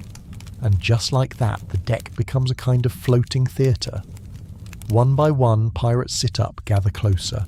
Not all. Some stay tucked in. But the ones who stir seem drawn by something familiar, like the pull of a tide they've known their whole lives. It's not dramatic. No one claps. No one gestures wildly. They just read. Simple stories, short poems, bits of nonsense. A fable about a fish that turned into a lighthouse. A tale of a pirate who could speak to wind. A list of imaginary islands, each with a single inhabitant and a single rule. You add one of your own. Clearing your throat, you recite a scrap you remember from childhood. Something your grandmother told you. Something about a star that never sets. The others nod. A few close their eyes. And then someone says, let's make one up. Now it becomes a game. One person says a sentence and the next adds to it. Slowly a new story is born. It's ridiculous, of course. A tale about a goat who falls in love with a cannonball. But it's beautiful too. Because you're making something together. Because you're weaving a net of words that holds you all here now in this fleeting moment of calm. Even Cleopatra, the goat herself, seems to approve. She bleats once and falls asleep under a sailcloth. Historians never talk about this part. They write about violence, about gold, about crime. They don't write about pirates reading poems by lantern light, about the hush that follows a line well spoken about the way someone's voice can sound like home even when you're 1,000 miles from land. You sit back again, resting your head against the mast and stare up at the stars. The same stars the Greeks named, the same stars Polynesians used to cross the Pacific, the same stars your ancestors whispered to hoping for good weather or forgiveness. The ocean makes you feel small, but stories, they make you feel seen. And here in this circle of thieves and outcasts, you feel something rare. You feel safe. Not from storms, not from hunger, but from the kind of silence that swallows you whole. Because as long as someone's speaking, as long as someone's telling a tale, you're still here. Still human. Still heard. The book passes again. Someone reads about a sailor who built a kite from his sails and flew away during a storm. Another reads a joke disguised as a fable about a monkey, a map and a bottle of pepper. Laughter bubbles up. Soft, sleepy. The lantern burns lower. Jules yawns. You lean your head back, and you think maybe this is why you came to sea. Not for glory, not even for gold, but for this, a quiet night, a good book, and the kind of company that doesn't ask where you came from, only where the story goes next. The lantern's flame has shrunk to a soft flickering ember, casting the deck in a warm orange blur. Shadows stretch out like lazy cats across the planks. The soft hush of snoring, creaking timbers, and the occasional flutter of canvas are the only sounds. Most of the crew is asleep now, bundled into hammocks curled against barrels, or simply lying flat under the stars with a blanket pulled to the chin, and dreams already taking hold. The book lies closed where Jules dropped it, resting gently on his chest, his hand still loosely curled around its spine like a child holding onto a toy. And yet you're still awake. Not restless, just still. Something about the night holds you like you're tethered gently to the present moment, reluctant to drift into sleep just yet. The stars above are blinding in their sharpness, the kind of stars that look close enough to pluck. You lie still, staring up, letting them blur a little, your mind floating. There's a noise, a small thump, soft but sharp enough to cut through the quiet. You sit up, scanning the deck, and then you see it. A small silver fish flopping helplessly against the wood. A flying fish. It must have leapt from the sea in its mad escape from something larger, and instead found your deck. It flips once, twice, then stills. You cross to it, scoop it into your hands. It's cold and wet, its scales flashing like coins in the lantern glow. Its mouth opens and closes as if it's trying to speak. You hold it for a moment longer than necessary.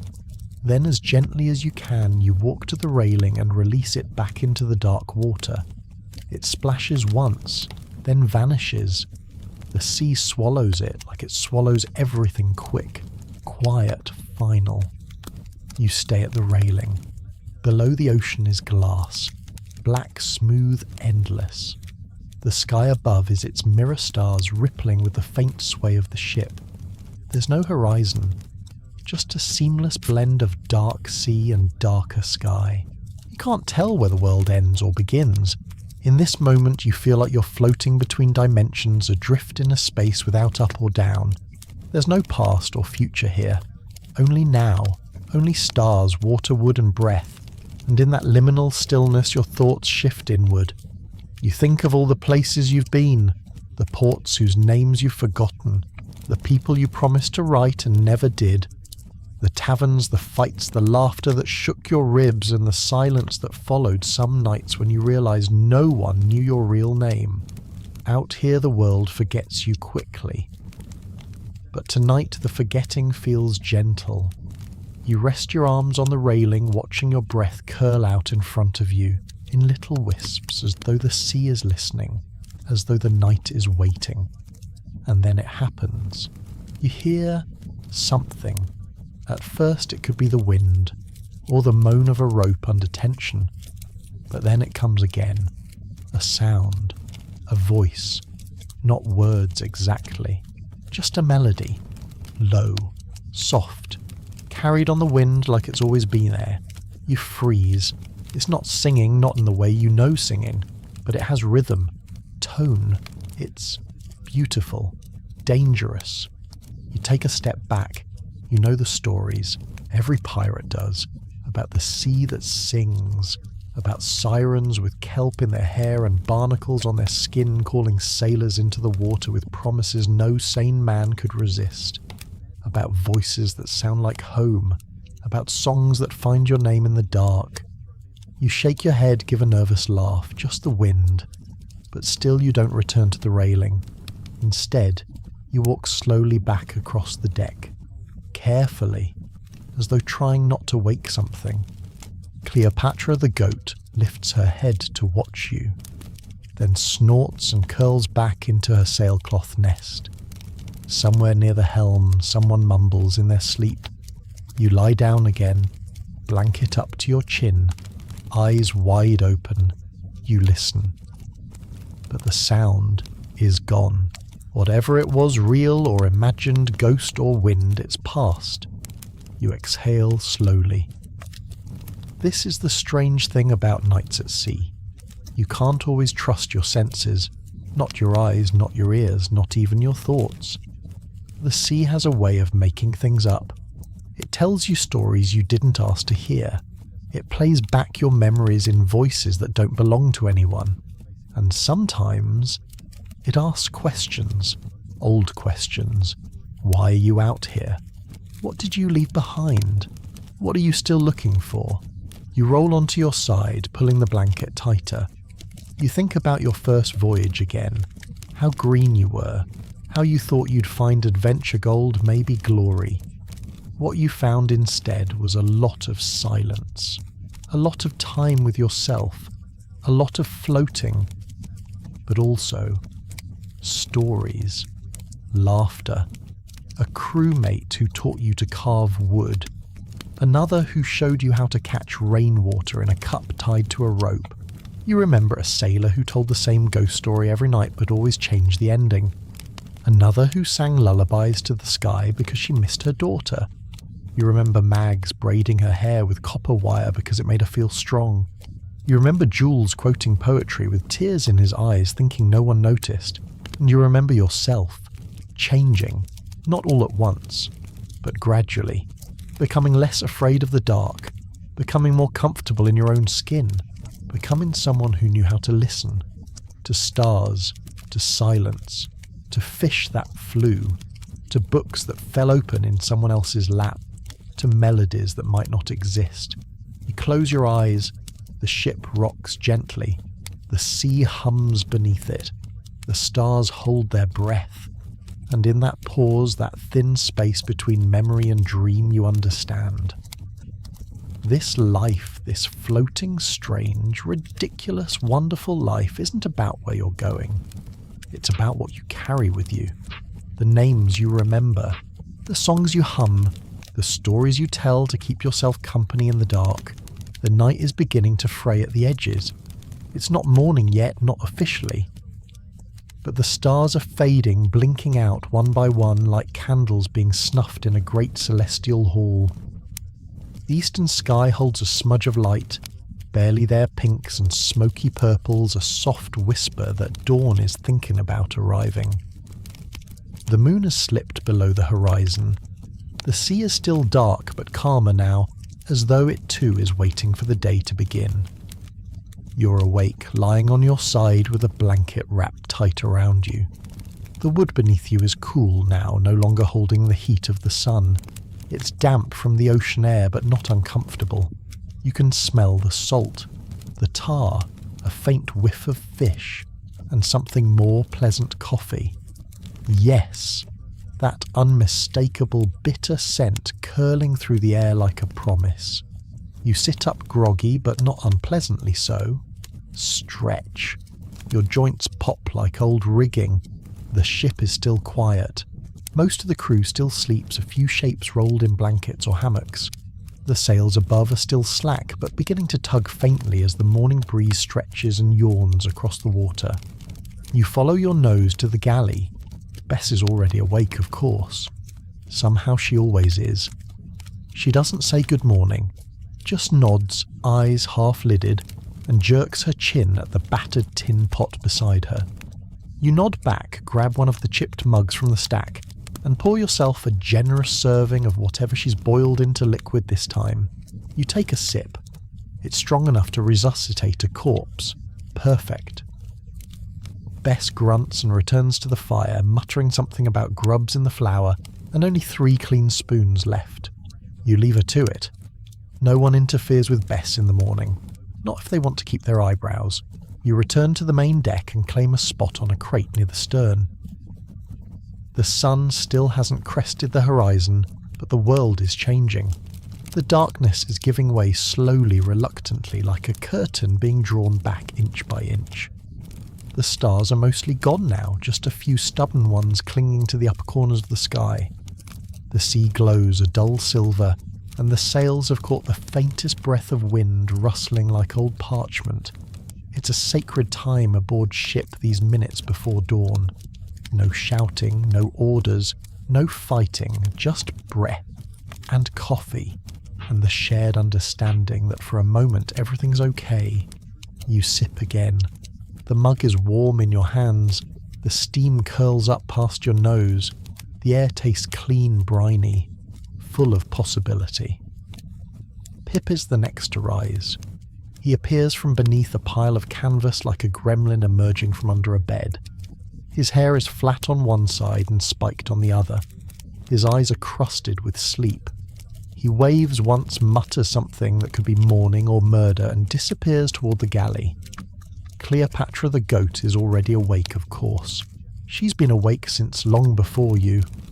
She greets the day by chewing thoughtfully on someone's bootlace. One by one, the crew begins to stir. Mag sits up in her hammock hair like a bird's nest eyes like thunderclouds.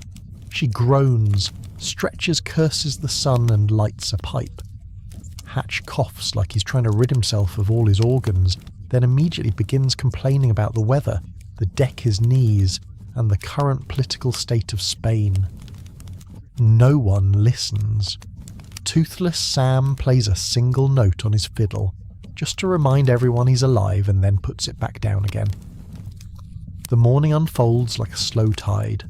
Coffee, grumbling, the thud of boots, a spoon clinking against a pot, the creak of rope being adjusted, a fart that echoes louder than expected. It's not graceful, but it's honest, and in its own way, it's beautiful. Because these mornings where no one is pretending, where the sea is calm and the crew is softer than they'll admit, are rare, precious, the kind of thing you don't realise you'll miss until it's gone. You take another sip of your coffee and glance eastward. There it is, the first sliver of sun, thin and red like the edge of a coin rising from beneath a blanket of velvet. The sky blooms around it, pale gold, soft orange, bruised purple. The light touches the sails first, painting them with honey, then the masts, then the deck, and then slowly your face. It's warm, it's kind. You close your eyes and let it soak in. Sunrise at sea doesn't feel like sunrise on land. There's no rooster, no newspaper, no rush of wagons or bells, just light and wind, and the slow, steady reawakening of the world. You open your eyes again and see Jules standing at the bow, 1 foot on the rail, hair tousled by the breeze, holding the book from last night like it's a lantern. He doesn't read from it, just holds it, staring into the light like maybe the words inside are better read in silence. You understand that. Some stories are meant for night, others are meant to be carried. Breakfast appears slowly like everything else. A pot of beans, hardtack, bits of salted fish. No one complains, not loudly anyway. A few sit cross-legged in the sun, eating with their fingers, trading insults like lazy tennis players. One sailor eats with a spoon carved from bone. Another dips his biscuit into the sea before biting it. Claims it softens the crunch. You eat slowly, tearing the biscuit in half, letting the warmth of the sun and the flavour of the salt fill your mouth. You don't rush. There's time. For once, there's time. And that's when someone begins to sing. A woman's voice. Not loud, not showy, just a soft melody carried on the breeze. The kind of tune that sounds older than any flag. Wordless at first, then slowly the lyrics. You recognise them. A sea song. One of the old ones. The kind sung not for show, but for rhythm, for work, for remembering. Others join in one by one. The beat is gentle, the voice is rough, but it's beautiful. You hum along. Even Cleopatra gives a soft bleat in time, and as the sun climbs higher, painting the world in light, you realise something simple. This is it.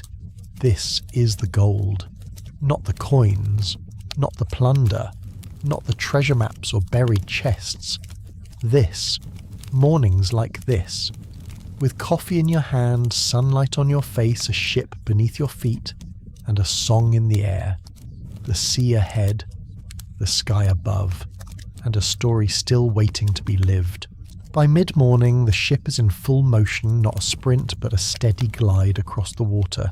as if it too is stretching its limbs and waking up slowly.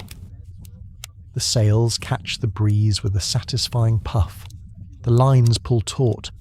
The wood beneath your feet groans with that deep, ancient voice of well-used things, and above it all the sun has settled into its throne, already warming the deck enough to make your blanket feel like a bad idea. You fold it, tuck it under your arm, and join the others in the daily rhythm. Pirate life is not what most people imagine. There are no constant battles, no eternal drunken revelry, no endless chases through narrow sea lanes. No, most of pirate life is made up of the in-betweens, those long floating hours where nothing happens. And because nothing happens, you make something happen. Today is one of those days. There's no raid on the schedule, no storm on the horizon, no urgent repairs or missing crew. The ship is sailing true. The food hasn't spoiled. The water barrels are half full, which means you're left with yourself and your crewmates and time. So much time. Mags is tying knots again, not useful knots, but decorative ones. She calls them her sea spiders. Tiny, intricate, useless bundles of rope that she strings from the mast like odd little ornaments. She claims they keep the wind happy. You're not sure if she means it or if she just likes how they look swaying in the breeze. Nearby, Pip is chasing Cleopatra the goat, who has managed to steal someone's shirt and refuses to give it back. The shirt is now partially chewed, partially shredded, and proudly worn like a cape. Cleopatra is the undisputed queen of nonsense. Pip, as always, is her loyal servant. At the stern, Jules is charting a course he already knows, mostly because he enjoys drawing on maps. His compass spins lazily, while he mutters names of islands that may or may not exist. You hear him whisper Isla de los Gritos under his breath and chuckle to yourself. That's the one with the monkeys that scream at noon. Or so the story goes. Even Bess, who rarely participates in anything she didn't invent herself, is humming. You catch her peeling potatoes with a rhythm like a sea shanty. Every fifth slice she flicks a bit of peel at Sam, who sits nearby playing a tune on his fiddle. He doesn't miss a beat. And then someone suggests a race. Not a rowing race. Not a running race. A crab race. Of course, no one has actual crabs on hand, so the rules shift rapidly. Now it's a crawling race. On hands and knees, wearing pots as helmets, down the deck, round the mast and back again. You do not win. You do, however, pull a muscle you didn't know you had, and are awarded a medal made of dried orange peel strung onto a bit of twine. It smells wonderful and breaks within 10 minutes. A perfect prize. After that, it's story time again. Jules fetches the book, or what's left of it. By now, several pages are missing, some eaten by salt spray, some traded for favours, one used to stop a leak, a temporary solution that failed spectacularly. He sits cross-legged near the mainmast and opens to a page he's marked with a fishbone. The story is ridiculous. Something about a pirate who falls in love with a cloud, marries it, and then spends the rest of his life chasing the wind to find her again. Everyone laughs. Mags throws a peanut at Jules. Pip insists clouds can't get married. Hatch mutters something about weather-based betrayal. Then, as always happens after stories, the group breaks into song. Not a rehearsed song, not a beautiful one, but something familiar. A tune passed from ship to ship, port to port. Everyone knows a line or two. No one knows all the words. You sing anyway, loudly, badly, joyfully.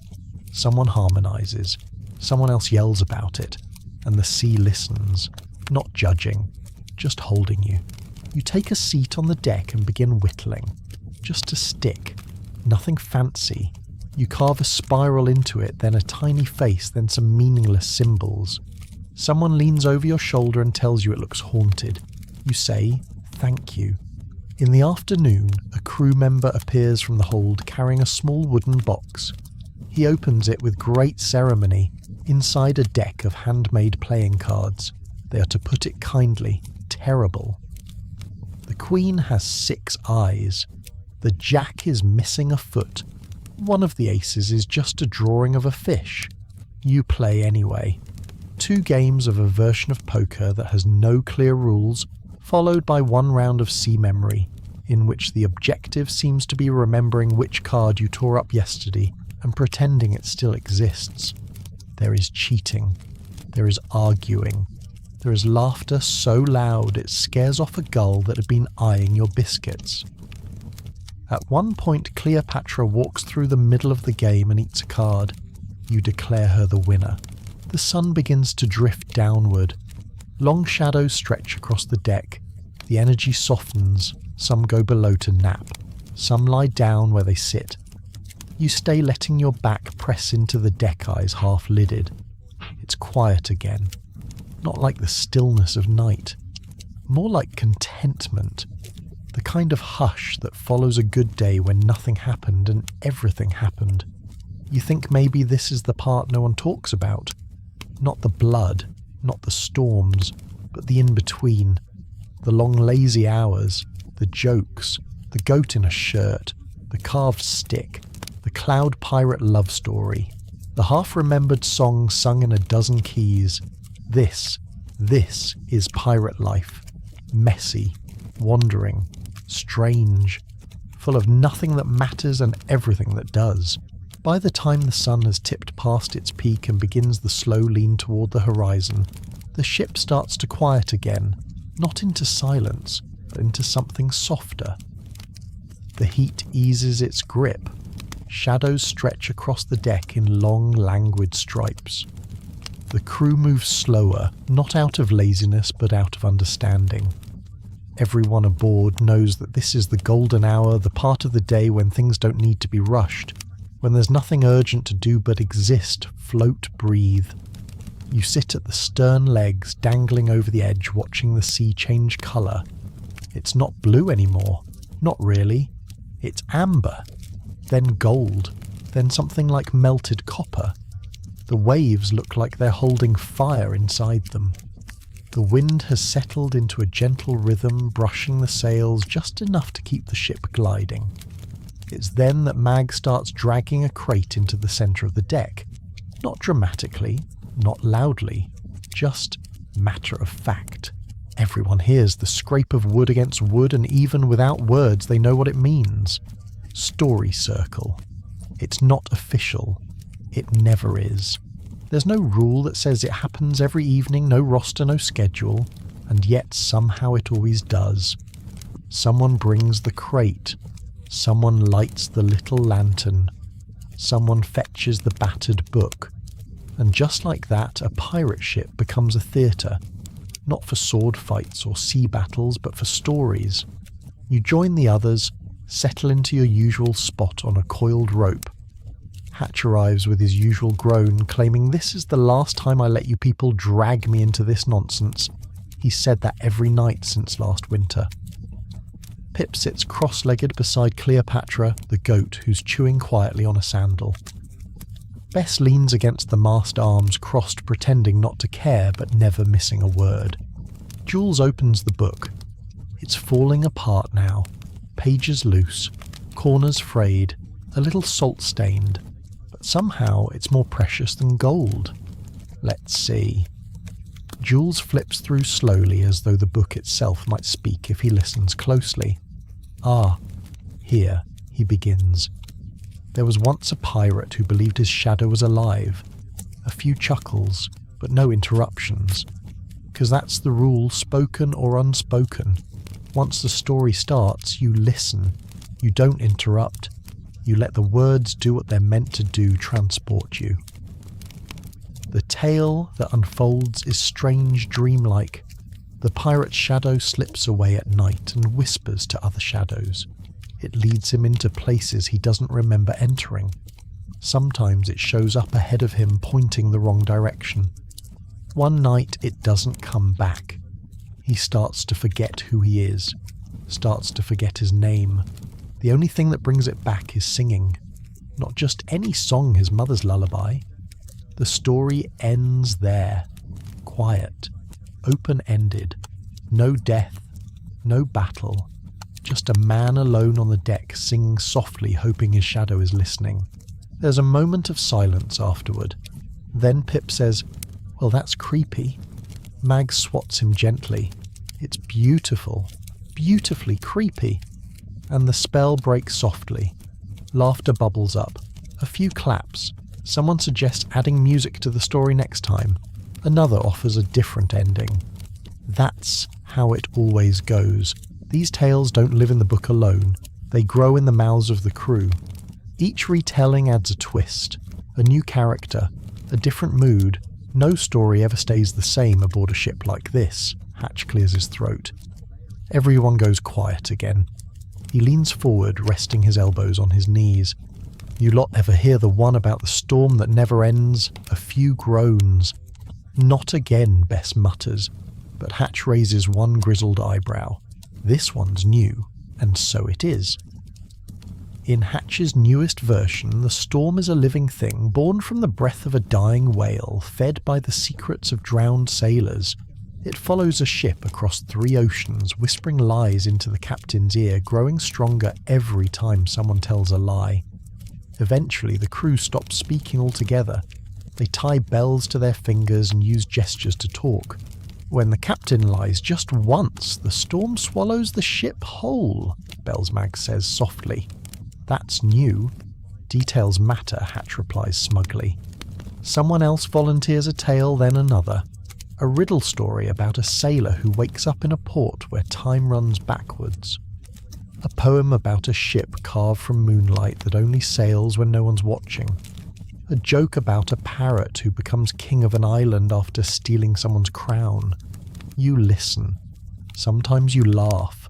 Sometimes you nod along. Sometimes you close your eyes and just let the words drift over you like waves. It's not just entertainment. It's something older. Something sacred. These stories are how pirates remember who they are. Not the names given to them by captains or judges or enemies, but the names they give themselves. The identities they stitch together from bits of myth and memory and imagination. You think of your own story, the one you haven't told yet, the one you're still writing every day you choose to stay on this ship. You glance around the circle, at Pip's smudged face, at Mags braiding her hair with a bit of wire she found in the toolbox, at Jules absent-mindedly sketching a map in the dirt with his boot heel, at Hatch, eyes half closed, now muttering the last line of his tale like a prayer, at Bess leaning against the mast with her arms still crossed but her face softer than usual. And you realise this is family, not by blood, but by choice, by tide, by survival. The sun dips lower now, melting into the sea. The sky turns wine dark, then indigo. The first stars begin to poke through the veil. The circle breaks slowly. People stretch, yawn, wander back to hammocks and nooks and corners. You linger a little longer, watching the last of the light fade. And as the ship rocks gently beneath you, you think this is why you stayed. Not for the coin, not for the glory, but for this, for the stories, for the circle, for the golden hour that always comes no matter how hard the day has been. You rise, stretch your back and head for your usual spot beneath the mainsail. The wood is warm from the day. The air smells like salt and lantern smoke. You pull your blanket around your shoulders, lie back and whisper, "Once there was a pirate who," and let the story begin. The night deepens, growing darker, not with menace, but with softness, like velvet being layered upon velvet. You lie on your back near the base of the mainmast, your blanket tucked snug beneath your chin. The stars above you glitter in full regalia, now no longer shy, but bold, grand, ageless. It feels like they're watching you. Not in a judging way, but in that quiet, distant way ancient things watch everything with calm patience and an amused sort of silence. Around you, the ship has mostly settled. The watch takes quiet steps along the deck, their boots muffled by habit. The ropes sway, just slightly in the breeze, creaking softly like a lullaby meant only for ships. The sails rustle overhead in a slow rhythmic flutter, almost like they're breathing. The smell of salt wood and warm tar still lingers, and somewhere faintly you can catch a whiff of whatever tea Jules is always tinkering with. Smells like cinnamon and pepper. You're not fully asleep, not quite awake. You hover in that perfect middle place where dreams begin to blend with memories, where stories and truth overlap like sails on a mast. That's when the music begins. A low hum, a simple strumming. Faint at first, so soft you almost mistake it for the wind. But you know better. It's Jewel again, coaxing sound from the crooked little string thing someone found wedged behind a broken barrel 2 weeks ago. It has only 4 strings, none of them properly tuned, and its body is warped from moisture. But it sings. And Jules doesn't just play. He listens while he plays, as if the instrument is telling him what it wants to say. He's seated near the bow, one leg tucked under him, hunched over the soundbox like he's protecting a secret. You sit up slightly, pulling your blanket with you. The tune is slow, wandering. It has no chorus, no urgency, no clear direction. Just one note after another, flowing like water, falling like small stones into stillness. Then unexpectedly Bess joins in. She doesn't move from her usual place, leaning against the rail, arms folded like always, but she hums, quietly, steadily. A harmony low and warm, stitched into the gaps between Jules's notes. Her voice is scratchy from too many years of salt air and shouting, but there's a lullaby hiding in it, clear as day. And then Sam, half asleep on a pile of coiled rope, begins tapping rhythmically against a mug with a spoon. Not too loud, just enough to give the music a heartbeat. Pip appears next, dragging his blanket behind him like a weary ghost, flopping down beside Cleopatra the goat and promptly using her as a pillow. She doesn't mind. He hums along too. Slightly off-key, slightly nasal, slightly perfect. It's become a pirate lullaby, not one anyone wrote, not one anyone planned. Just something born from the quiet, from the darkness, from the space between days. You lean back again and listen. This is the part of pirate life no one ever talks about. Not in songs, not in history books, not in tall tales told in smoky taverns. Those are all about cannon fire, buried treasure, heroic deaths. But this quiet, cobbled-together song beneath the stars is just as real. Maybe more so. You look around. There's Mags lying on her stomach near the portrail head turned to the sky. Her hair is in braids tonight, tight neat, with beads that catch the starlight. She's mouthing along to the tune, though no words exist. There's Hatch already asleep, snoring lightly with one hand, still clutching the book from Story Circle earlier. The book is open to the page about the storm that swallows lies. His fingers rest over the illustration, a ship drawn in charcoal, half submerged in a black spiral of waves. And there's the sky itself. The stars are so many you lose count trying to trace the constellations. You find the familiar ones first, Orion the bear, the compass. Then you find your own, the boot that lost its mate, the spoon of destiny, the goat who waited. You know none of these are real, but out here you get to make up your own map, your own sky, your own stories. You close your eyes for a moment and the music gets louder, not in volume, but in presence. Like it's not just something being played on the ship, but something being played by the ship. As if the sails themselves have tuned in, as if the sea is humming along. And then comes the part you always wait for. Jules begins to sing. His voice isn't perfect.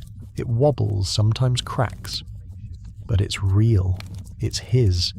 And it pours out like something that's been waiting all day to exist. The lyrics are half nonsense, half poetry.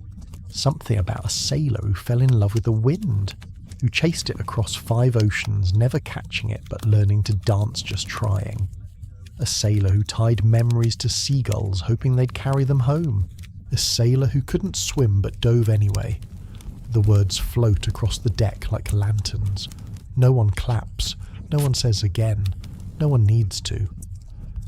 You sip from the mug you forgot you were holding lukewarm tea now sweetened by the silence. You tuck the blanket closer around you and rest your head back down. The wood beneath you feels warm from the day, cool from the night. Just right. Somewhere nearby, Cleopatra lets out a loud, indignant snort in her sleep. The crew laughs, softly, just once. Then stillness again, and the ship drifts on. This is what people never understand when they ask you about pirate life. They think it's all noise, all chaos, all steel and smoke and shouting. But most of it, the real stuff, sounds like this. A creaky ship, a badly tuned instrument, a voice, a goat snoring, and the breath of the sea telling you you're small but not alone. You stare at the stars again and wonder if anyone on another ship far away is singing this same tune. You wonder if the sea teaches all her children the same lullabies, just in different languages. You wonder if the stars remember every pirate that's ever looked up and tried to name them. You wonder if one day, far from now, someone will tell a story about this night. Not with drama, not with dragons or gunpowder or glory, but just like this, once a crew sailed the quietest sea. They sang not to be heard, but to be held. And you think that would be enough. That would be a story worth telling.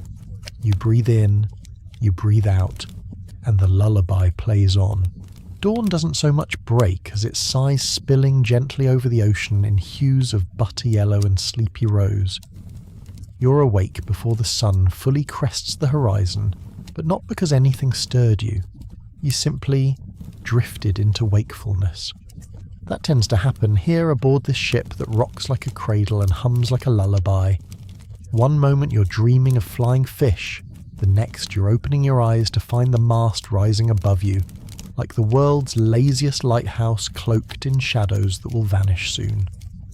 The air's cool and wet and smells of morning brine rope, faint coffee, and something vaguely metallic, like the memory of coins. You stretch slowly, blanket still wrapped around your shoulders like a shawl, and sit up. Around you the ship is beginning to murmur, not loudly, not all at once, just a boot scuff here, a yawn there, the rustle of a hammock as someone turns over and sighs. The creak of Cleopatra the goat as she rises from her makeshift straw bed shakes herself dramatically and starts chewing on the corner of someone's abandoned hat. Her breath steams faintly in the cold. Pip appears next, blinking under a tangle of curls, mumbling a song with no tune. He shuffles barefoot across the deck like a ghost that forgot its haunting schedule. His feet slap the wood in a rhythm so irregular it's almost musical. You watch him stumble into the galley, already sniffing the air like a truffle pig in search of breakfast. Bess is naturally already there. She never sleeps past dawn. Some say it's because she doesn't trust the ship not to float away without her. Others think she sleeps standing up in a corner somewhere like a vampire who knows how to make soup. You approach cautiously. She doesn't acknowledge you. She rarely does until she's had her own tea. But there's already a dented tin mug waiting at the edge of the galley bench, yours by long-standing unspoken agreement. You take it, lift it in a half-toast of thanks and sip. It's hot, bitter, possibly made from boiled bark and misplaced fury. Perfect. You carry your mug back to your usual perch near the starboard rail and sit, letting the heat seep into your hands. The sun has now emerged in full, and the deck glows under its touch. Golden slats stretch between coiled ropes, and tiny prisms of dew catch the light. Everything looks washed clean, reset. A fresh page in a very old book. Soon the rest of the crew stirs. Sam arrives with his blanket still around his shoulders, like a cape declaring himself the lord of all leftovers. He's immediately challenged by Mags, who throws a biscuit at his head. The biscuit breaks into two perfect halves mid-air and lands at your feet. You eat one. It's stale. It's delicious. A game begins without anyone formally starting it. Pip appears with two wooden spoons and starts drumming on a barrel. Mags joins with a pair of spoons and a bowl. Then Jules arrives, still carrying his strange four-stringed instrument, and adds a trembling melody that may or may not be the anthem of an imaginary kingdom lost to time. Even Cleopatra participates, her hooves adding a clumsy beat as she prances across the deck, attempting to eat the spoon from Mags's hand. It's ridiculous. It's glorious. You smile so hard your cheeks hurt. Then, because pirate ships run on ritual as much as on wind, the stories begin. Someone, probably Pip, asks, "What's the weirdest thing you've ever eaten?" And just like that, the stories pour forth. Sam once ate a sea cucumber raw, mistaking it for a dessert. I thought the slime meant it was ripe. Bess says nothing, but someone claims she once roasted a jellyfish over a lantern and called it spite noodles. Mags once bit into a crate of flour, convinced it was cheese. She was very drunk. The crate was labelled in 7 languages. None said cheese. You tell them about the time you chewed on your own belt for 3 days while stranded in a dinghy. It tasted like guilt and disappointment. The laughter rises like birds startled into flight. Jules sets down his instrument and says very seriously, "Once I ate a poem." There's a long pause. He doesn't elaborate. No one asks. Someone starts a new story. And time floats. By now the deck is alive with lazy movement. Mags is trying to teach Pip how to balance a spoon on his nose. Sam is folding napkins into origami animals. Bess is watching all of it, with that expression she wears when she secretly finds the crew endearing, but will never admit it under torture. You get up and walk the length of the ship just to feel your legs stretch, your body move. The sea is calm, the breeze is steady, the sails are full but silent. You're not rushing toward anything, just drifting on an invisible path toward tomorrow, and you realise something. This is what most people miss about pirate life. They think it's chaos and violence and treasure maps and cannonballs, and sure, sometimes it is. But mostly it's this. Mornings made of stories and silence. Tea that tastes like bark but heals your soul. A goat that thinks she's captain. Spoons on noses. Laughter that feels earned. Stillness that feels shared. You lean over the rail and look at your reflection in the water. It's rippled, strange, shifting with every wave. But it's yours. It belongs to this moment, this crew, this floating world you've chosen. You stay there a while longer, just breathing, just listening. The ship hums quietly beneath your feet, and somewhere behind you, someone begins to whistle the tune Jules played the night before. You don't recognise the melody, but you know the feeling. You hum along. Afternoon spills across the ship like golden syrup, slow, thick and unhurried. It coats every surface with warmth, fills the sails with lazy flutters, and stretches shadows long and soft across the deck. You're lying on your side beneath the mainmast cheek, pressed against a folded blanket that smells faintly of sea salt and dreams. The sunlight makes patterns on your shirt. You watch the shadows of the rigging swing across your chest and feel time slow down to a heartbeat. This is what pirates rarely talk about, not the storms, not the treasure, not the danger. This, the quiet middle of the day when there's nothing to fight and nowhere to run. Just ocean, just sky, just the ship creaking gently under the weight of 100 tiny, pleasant nothings. Jules passes by carrying a broken chair leg and a string. He doesn't say anything, just nods and disappears toward the bow. Pip follows him 2 minutes later with a potato in each hand and a piece of chalk behind one ear. You don't ask. You've learned not to. Whatever they're planning is unlikely to be safe, but highly likely to be entertaining. You rise slowly, bones sighing with the motion and stretch, until your shoulders pop. Around you, the crew is scattered in their usual slow afternoon states of semi-wakefulness. Mags is stretched out in the crow's nest with her hat pulled over her eyes. Sam is drawing something in charcoal on the deck again this time, what appears to be a goat with wings and a monocle. Bess is braiding a length of rope like it insulted her mother. You walk to the rail and peer over. The sea is calm but not still.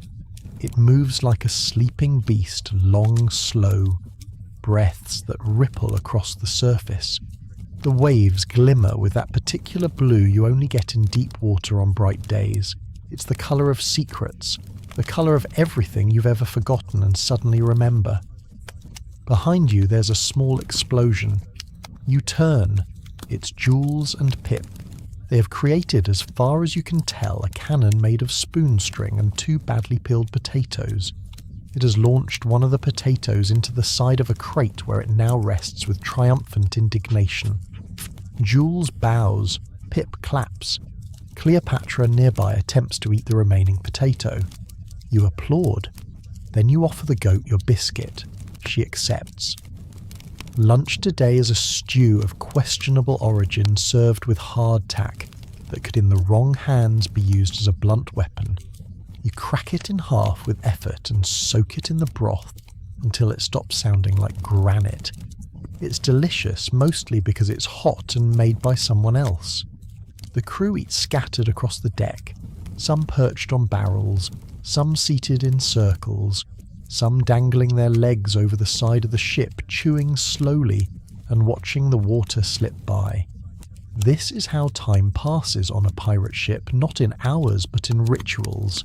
Meals, stories, games, laughter, sleep, repeat. You finish eating and lie back down with your hands behind your head. Above you the sails catch the wind and shift slightly, just enough to whisper.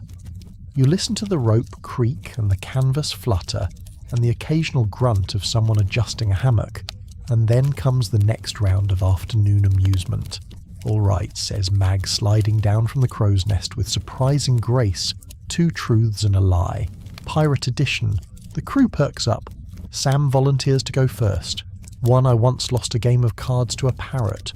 2, I dated a princess disguised as a fisherman. 3, I've never bathed in my life. There's a beat of silence. Then in perfect unison everyone says, "The lie is you dated a princess." He shrugs. Fair enough. The game continues. Turns out Pip once kissed a jellyfish by mistake. Bess claims she stole an entire table from a tavern without being seen. Jules insists he's been inside a whale, and only half the crew laughs. Then it's your turn. You pause. "All right, you say. 1, I once hid treasure in a pumpkin. 2, I got lost in a fog and ended up on the wrong ship for 3 weeks. 3, I've never told a lie." The guesses fly fast and furious. The truth doesn't matter. The point is the telling. The point is the laughter. The point is that Cleopatra tries to eat the chalk tally marks and Pip yells she's winning. The point is that no one's keeping score. Afternoon softens into something more golden, more sleepy. Someone starts humming. Someone else starts snoring. Sam strums a 3-stringed instrument that's always slightly out of tune. Jules begins sketching stars on a barrel head with coal. Bess mutters something about lazy barnacles and continues braiding rope with the intensity of someone solving a math problem. You stretch out again, one arm over your eyes. The world is warm and still and rocking beneath you.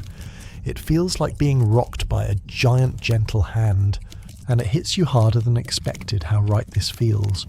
Not just the moment, the life. This life. This drifting, laughing, sun-drenched, nonsense-filled rhythm of motion and music, and mugs of tea that taste like seaweed and cinnamon. You didn't plan for this life. You didn't expect to love it. But now you can't imagine anything else. You lie there for a long time, not asleep, not awake, just present. And when the wind changes and the sails snap just slightly and someone yells, "Incoming," as a spoon sails overhead, you smile, because whatever else happens, whatever storms come next, whatever ports you never reach, you'll remember this golden afternoon, this flying spoon, this feeling of being exactly where you belong. Afternoon arrives like a cat stretching in sunlight, slow, soft, unapologetically lazy. The sun is past its highest point now, and the ship is bathed in a golden hush that makes the wood look warmer. and the sea seemed thicker like syrup. The breeze has slowed, not disappeared, just grown drowsy. It still kisses the sails, but without ambition. You lie on your back near the mainmast, arms tucked beneath your head, eyes half closed against the dazzle of the sky. There's a strange magic to this time of day aboard a pirate ship, not the kind you find in stories. No sea witches, no ghost ships on the horizon, just the everyday enchantment of silent sun and the slight sway of the world beneath you. Nothing happens, and that's the point. You stretch your legs, toes brushing a coiled rope. The deck is warm under your spine. Overhead the sails shift slightly, sending shadows rippling over your body like soft waves. Somewhere nearby, Cleopatra the goat is chewing something. You don't want to know what. Eventually you sit up. Mags is asleep in the crow's nest, one leg dangling over the edge. Pip is tying knots into his hair. Sam is humming a tune that sounds suspiciously like the one he played backward last night during experimental music hour. Jules is writing something with charcoal on a board that used to be part of the ship's galley wall. Bess is sharpening a spoon. You make a mental note not to ask. You head for the portside rail and lean against it. The sea stretches to the edge of everything, the horizon like a painted line drawn by a hand that got bored and never came back to finish the job. The waves glitter lazy and endless. From somewhere behind you comes a bang. Not an alarming one, just a bang. You turn. Pip and Jules have constructed, for lack of a better term, a trebuchet made of spoons rope and misplaced hope. It is currently launching potatoes at a barrel labelled Complaints. The potatoes bounce off harmlessly and the barrel tips over, revealing a pile of old socks. New record. Pip cheers. Technically not a record, says Bess without looking up. You've hit it 4 times. It hasn't moved. That's what makes it impressive, Pip insists. Cleopatra sneezes in approval. You return to your rail, grinning. Lunch is served shortly after. It's stew again. Always stew. No one knows what's in it. It smells vaguely of onions and ambition. You take a wooden bowl and sit cross-legged near the mast. The deck is your table, the sky's your ceiling, and the crew, well, they're the family you accidentally chose by stepping onto this ship and forgetting to leave.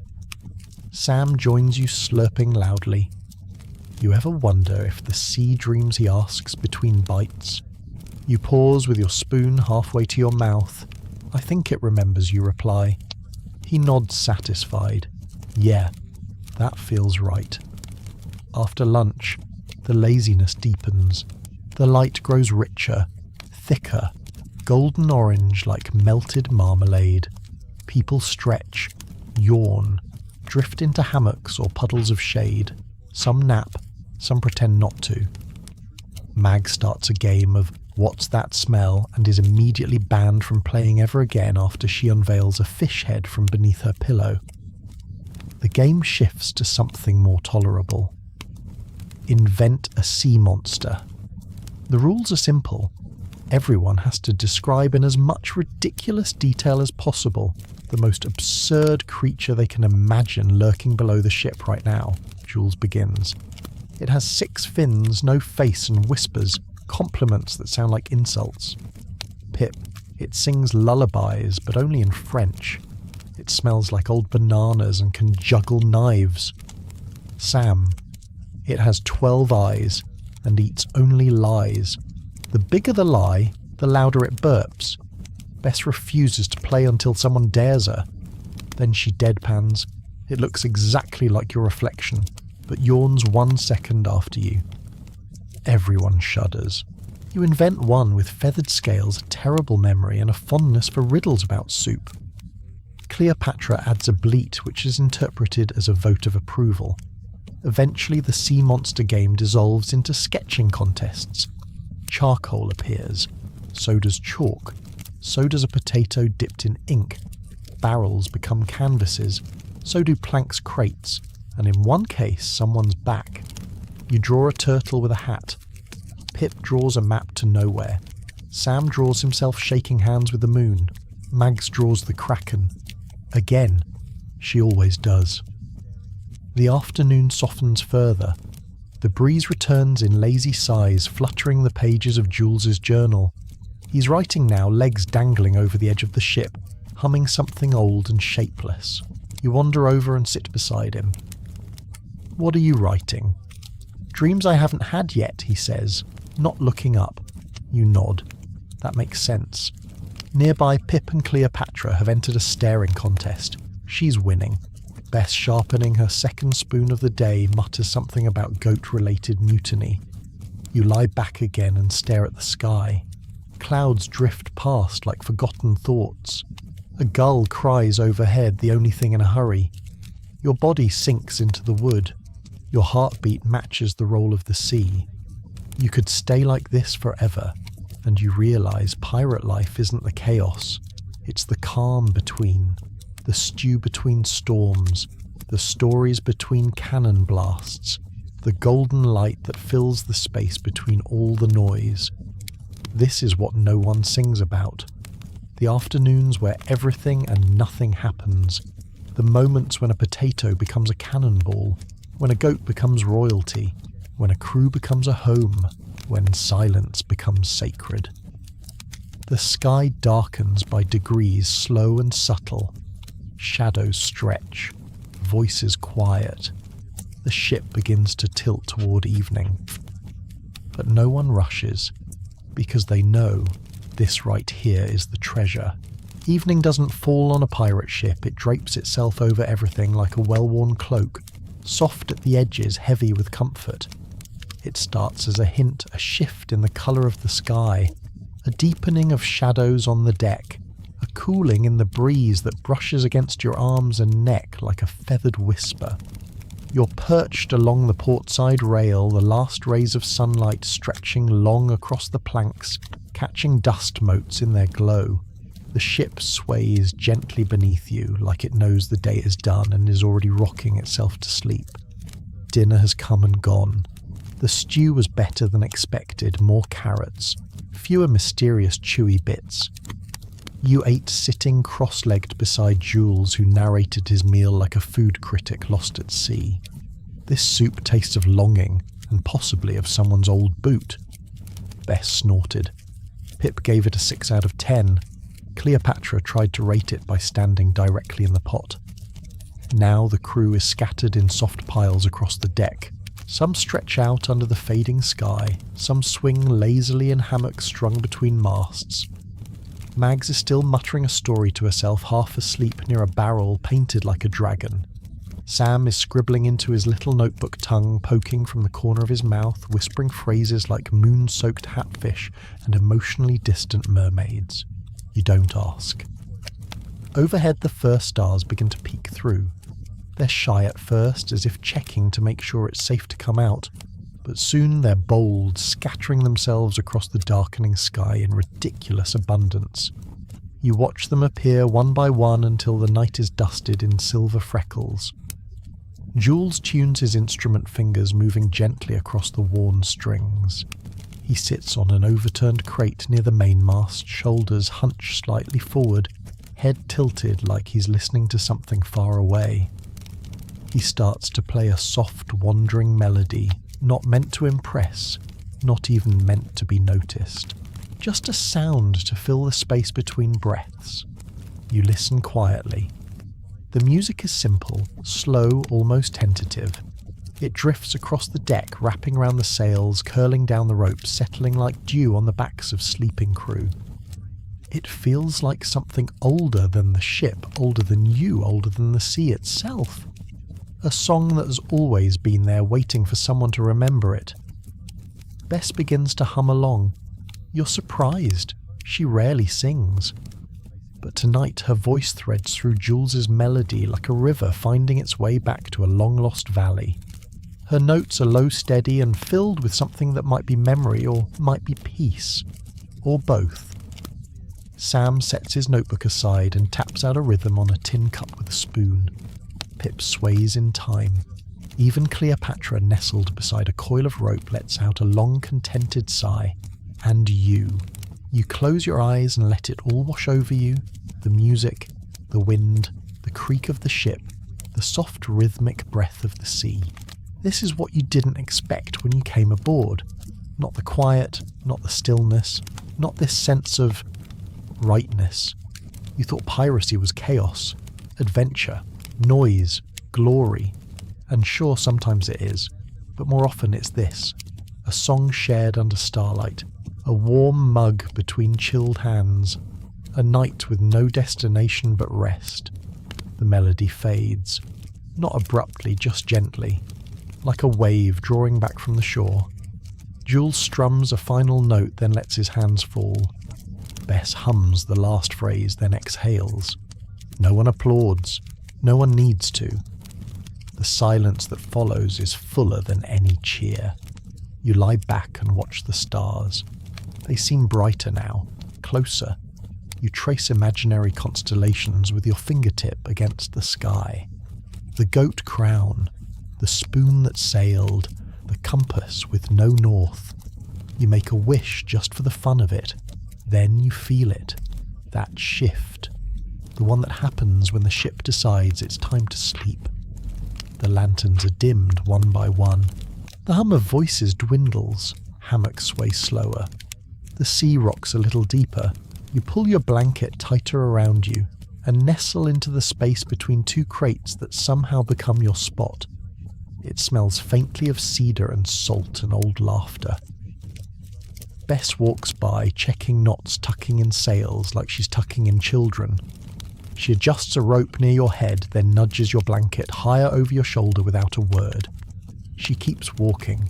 You smile into the darkness. There are no orders, no alarms, no warnings, just the breath of the ship, the hush of the sea, the quiet of a crew at peace. And in that stillness you begin to drift not away but deeper, into dreams, into memory, into belonging. You're not alone here. You're not adrift. You are part of this rhythm, this lullaby, this floating world stitched together by stories and stew and stars. And just before you let go completely, you whisper, almost without realizing, I hope tomorrow is exactly the same. And you mean it. You really do. Because you've had adventures. You've seen storms.